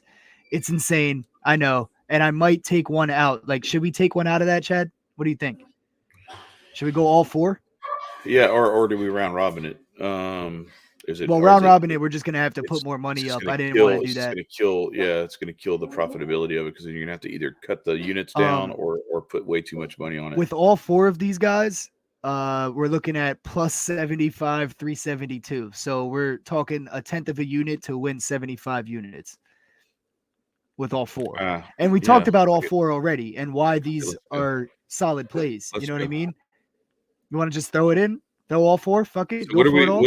So it's Nick Chubb and Derrick Henry, Saquon Barkley, Josh Jacobs. We talked about all 4 of these guys, why they should have success today. We already liked them. It's a 10th of a unit. We're going for it all here. This would be a Hail Mary play, and then we're playing with house money for essentially the rest of the NFL season. Right. No doubt. No doubt about it at that point if this hits. Saquon, And it very well can. Yeah. All right. I'm putting it together myself here. So Saquon, Derrick Henry, and Nick Chubb. And who else? Josh Jacobs, Saquon Oh, Barkley, Jacobs. Nick Chubb, Jacobs. Derrick Henry. Yeah, I got it. Jacobs was the one I was missing. Yeah. All Gotcha. right. So Josh Jacobs. Wait. So, all right. So on FanDuel, I've got this. So Saquon Barkley, 2 touchdowns. Derrick Henry, 2 touchdowns. Nick Chubb, 2 touchdowns. Josh Jacobs, 2 touchdowns. Right? Mm-hmm. Yeah, I've got that at plus 86, 597. Damn, even better. Good thing I didn't lock it in last night. On FanDuel. Now we're talking 1/10 of a unit to win like 86 units. $2 will win you $1,732. We want to go for it all, guys? What's up with it? Or should we take one out and give us a little bit of a better chance, less money? I mean, listen. And if who do we take out? I got a good mind. I got a good mind to make my own round robins, and I'll probably screw myself, but I don't care. Like it might be worth it to just be like, all right, I'm gonna throw $2 on this, and then I'm gonna drop. I'm gonna maybe drop a couple of additional ones for $1 each. I agree. You know, I'll do like three different iterations for $1 each. $5 total with some backup in there. So yeah, so if I'm reuse selections, we're gonna do that. All right. So if I think the one that I feel the least confident in of those. So I like Chubb, I like Henry, I like Saquon because the Texans defense is terrible. Derrick Henry's unstoppable. I can't go against that. And well, you know what? Yeah, so I think I'm probably going to play. This is the dilemma I had. That's why I kept all 4. So I'm going to keep all 4, and I bet that already. I did $2 on that to win $1,700. I'm going to do a $1 bet each. I'm going to do a $1 bet each. One without Josh Jacobs and one without Nick Chubb, because the other 2 I can't take out. So you're taking Henry and Barkley for sure, and you're going to do one with Henry, Barkley, Jacobs, one Henry, Barkley, Chubb, and then you have one with all 4. I don't hate that at all. I guess on our official play, we should. I'll say the official play is we're gonna play all 4 at 1/10 of a unit. I'm gonna put that down myself too, and I might go Chad's route and hedge a little bit with a couple or round robin also. Yeah, no, that's a good idea. So I guess we'll promote that we were on it with round robining or mix and matching with those. And if one of those doesn't hit, but if they all hit, we are cashing out, like Naaman Washington just said. One more thing. Chad has to bounce, but we do still have $25 left over from our no sweat same game parlay from Thursday night on FanDuel. So if you have not used that bet yet, I'm going to put together a touchdown parlay. It won't be this 2 touchdown wacky parlay. Although if we used it for that, we would be really cashing out like 30K or something, but I don't want to use it on this. I'm going to throw together like a 3 or 4 players scoring a touchdown. It won't be anybody that we already have because I don't want to put too many eggs in that basket, obviously. Oof. But I will be putting that on Twitter in the next 20 minutes so that everybody can get that in because Chad has to go or else we would discuss it right now. But what's up? So FanDuel just dropped this promoted same game parlay. Tennessee money line. Derrick Henry touchdown. Derrick Henry 2 touchdowns. Derrick Henry 100 yards for plus 583. Now, why do they have Henry 1 anytime touchdown and Henry 2 touchdowns? Like, yeah, I don't understand. Shouldn't it just be the 2 my touchdowns? Face when you said that. That's what I'm saying. Like, what the hell is this? Huh? Who put this together? So it's probably the anytime touchdown. So maybe Henry's the guy we take out. Yeah, that's what I'm saying. Like, I'm looking at it now and I'm like, I'm taking Henry out this bitch. Listen, man. If y'all have been watching the show all season long, you know why we feel the way we feel. Like these promos are like the kiss of death, bro. It's like they hate you if you try to do this. So see, they don't have. I got a promoted play. Dude, it's mathematically sound. Look, we're not bullshitting when we tell you this. This is a mathematically sound argument here. What number does it say? How many people does it say took the bet so far? It wasn't that many. It was like a few hundred, but it's Because still they just put like it it's out probably. early. But how They many just is it put right it out. now? Like 4 or Let me go back. 500? I gotta go back and How look. many hundred? I gotta Yeah. go back and look. Just Hang because on. like this is important because I'm gonna tell you exactly how much money they'll lose if this shit hits, and they don't want to lose. It's only 368 people so far, but it's growing. Like it just and this it is just just it dropped. just came out Yeah, exactly. So it's gonna be in the 5 to 10,000s. And what's the payout? $10 to win what? 12 They something. advertised $10 to win. It's $10 to win 123. It's 1238 Yeah, plus so 1238 so total. the, so they're gonna be out like Oh, they switched it. It's not. It's not anytime. It's first touchdown. So it did say anytime, and now they've adjusted it so that it's correct. Seahawks just so he scored a needs to get the touchdown. Let's first go. touchdown and 2 touchdowns. And another one. Yeah. So it's Well, Tennessee then money that makes me line. feel a little Henry better because 2. maybe the hook is that he The doesn't hook is score the first one, but he still gets 2. yeah, or he scores the first one and then that's it. Look, you're still Shoot. getting plus 19. You're still getting plus 19,166. Yeah. I mean, I don't hate So the big parlay that we made. Like I still like that, but did damn I man, I miss missed the my game opportunity to pick go get on the parlay for Seahawks. today? So Did I what was miss the the other? game pick parlay for today? Naaman, are you saying like a teaser or like picking sides? What are you asking I there? think Because he's talking about a games parlay. like the sides. Yeah. So Okay. What do I you don't know think, what. Chad? Yeah, I mean, I'm always going to go with my dog catcher stuff if I'm going to parlay anything. I'm parlaying. He's not going to like this.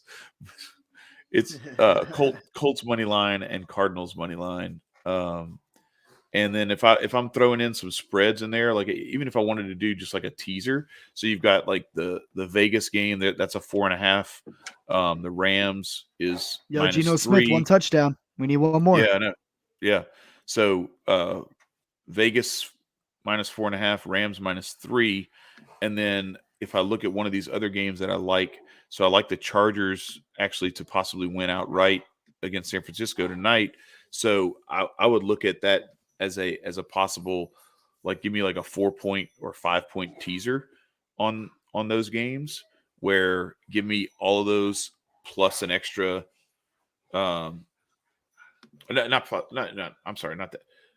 Give me like another couple 3 points to where these are all games that I expect them to cover, but give yourself a little bit of a buffer on top of that. So give me like a 3-point teaser for Chargers, Cardinals, and Colts, and then let it ride. And I would possibly, if you want to get really spicy with it, I would maybe bump that up to like a 4 or 5-point teaser and throw Jacksonville on that too. Because I do like Jacksonville to play that game a little tighter. It's weird. I'd like to do the numbers on this, but the AFC West against the NFC South has actually favored the AFC South so far this year. Like the Colts beat the Chiefs, the Jags beat the Raiders, one of them beat the Chargers too. There's been some weird stuff with those two divisions playing against each other that tends to lean AFC South so far this year. So I'm looking at that as a potential, Jacksonville and the Colts to cover, and if you want to give yourself a little bit of breathing room. So yeah, I would go like a 4-point teaser and I'd have to go build it on the screen, but Jags, Colts, Cardinals, and Chargers. If I'm putting together a side parlay, I could dig it.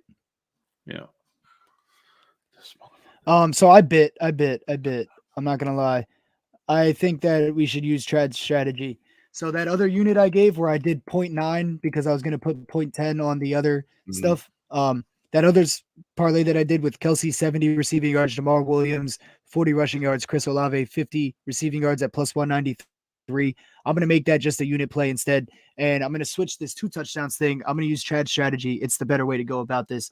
We're going to put a 20th. We're going to put 20% of a unit on all of those combos.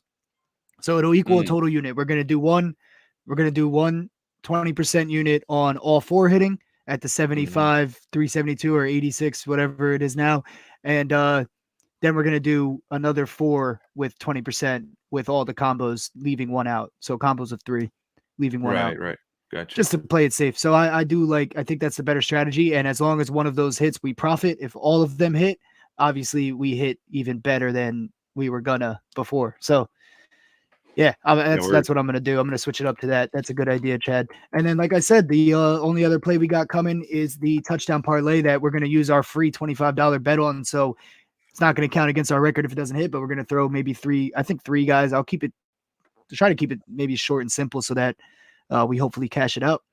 But other than that, we got about 10 units out on the day, and Geno Smith's one passing touchdown away from cashing us on one of those. So yeah, with 8 minutes, we'll see what left, happens. it's possible. All right, so I'm gonna build this thing real quick just so that we can have it on the board because I want to see what we're looking at. Your teaser, because if it's not good, I'm not down with it. You know, like if it's ugly. What was the other one? Oh yeah, Jags Chiefs. Okay, so if I'm taking this one, so at plus 1206.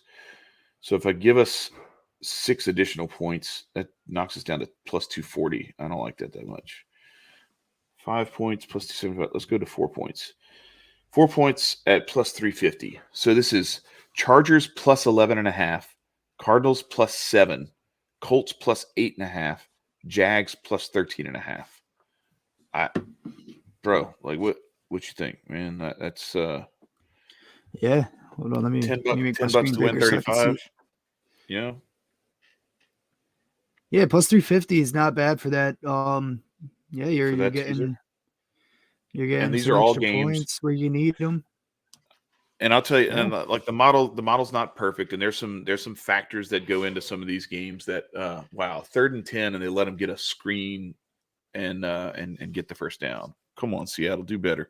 But these are don't games. Send Tom Brady to Germany to lose. Yeah. So this is the easiest call of the day. These are games where I think, and the Minnesota Buffalo game would be another one I could put in there. Let me just see what that looks like because I'm. Do you trust it though? We stayed away from that one completely before, so no. In this teaser, it's only 4.5. See, it went from 7 to 4.5. See, something's up, bro. Like it was like 3.5 yesterday. Then it was 7 this morning. Now it's back to 4.5. Like, what's up with Josh Allen, bro? So I'm not feeling that one. All right, but so the model, like I said, the model's not perfect. Obviously, like it picked Seattle to win this game. There's some stuff with the development with Tom Brady that that plays into that stuff. So you always got to take this. Like I've always said, it's part of a balanced breakfast. It is not the entire all of your meals for the day. But the model has fading Kansas City off of this 9.5 point line. It's got Indianapolis actually favored by 2.5. It's got Arizona slightly favored in like a pick'em sort of setup, and then it's got San Francisco only favored by 0.5 point, whereas Vegas has them at 7.5. So I'm looking at this and I'm saying, okay, give me an extra 4 points in each of those scenarios. Naaman said that they just officially announced that Josh Allen will play. That's probably why it changed. So no, it was -7 Buffalo. So like it went down. So I don't know way earlier in the week, yeah. No, this morning. Like it went back up to -7 this morning. Yes, that's what I was saying. Whoa, it went to -7. Yeah, that's what I'm saying. It was crazy. But then now it's at what? -4.5. So it went down again with the news that he is playing. Yeah, this is weird. I'm staying away from that game. Something's wrong. It is weird because it was 7. Remember, I took the Bills by 7 in the early pick show. This was before all the Josh Allen stuff came out. Yeah, it opened. I got him at -7. Yeah, for the early pick show, but that was before all the news came out, and then it dropped to like 3.5. But it was at 7 this morning. That threw me through a loop. I did not know that. Yeah, interesting. Yeah. See, this is why it's cool. Like while we're watching these live, as we're like doing the show live Sunday mornings, like that's why this is dope because that's something that the bettor who just woke up and is gonna think about what they're putting down before they turn red zone on right now. They didn't see that happen. I mean, for what it's worth. But it's not the whole, like that's a part of a balanced breakfast as well. It's not the whole key, but right. Yeah. Exactly. Yeah. but it's a So factor. so And yeah. So yeah, I'm I'm definitely gonna looking stay at away from this. that game at that point. Yeah. So I'm looking at this teaser as the play that if I'm going to do anything parlay style on sides here, I'm going that route. So anyway, that's it. I got nothing else, and I got a dip. But I don't know. Happy betting, everyone. And AG, I don't know if Yes, you got sir. anything else. I'll pop out and let you finish it off. No, yeah, I'm good. I mean, that's all I got. I'm gonna build this little touchdown parlay here. I'm gonna do 3 legs with our free $25 risk. So we're gonna just try to double some units there with that. Double, triple, quadruple, depending on how far the odds go. So far, as a little teaser, so far I got Travis Kelce scoring in that for sure. And I have the other 2 guys in mind already. I already kind of built it, but I'm gonna double check that and just make sure I don't see anything else that I want to go for instead. So make sure you follow me on Twitter at itsag400. The link is right there in the description box. Makes it real easy. You don't even have to follow me if you don't want to, I guess, but like tune in for the show or for the parlay in the next like 10, 15 minutes. So There you that's go. all I got. Happy betting, everybody. We just started tracking the units a couple weeks ago, and we're up like 20, 21 units in NFL in the couple weeks that we've been tracking it. But if we were tracking it the whole time, we'd be up way more. We got a little cold last week, but we're going to get right back on track here this week. Let's get it. Yes, sir. Let's get it. Peace, All right, everybody. peace. Shout out to Naaman Washington. Shout out Jay Pylon. Shout out to everybody that was in the chat Big Mike with Raider. us Yeah. today. Shout out Big Mike Raider. Shout out Wasted Talent. Shout out to my boy Shiv. Shout out to the Tiger's Tail, my boy Jorge. Shout out to Ash. I don't want to miss that again. Shout out to the Glad Rock. He was here earlier. And other than that, man, we'll be back for Monday Night Football as well. And we will be back with our early pick show tomorrow as well also. So peace, guys. All right, peace, y'all.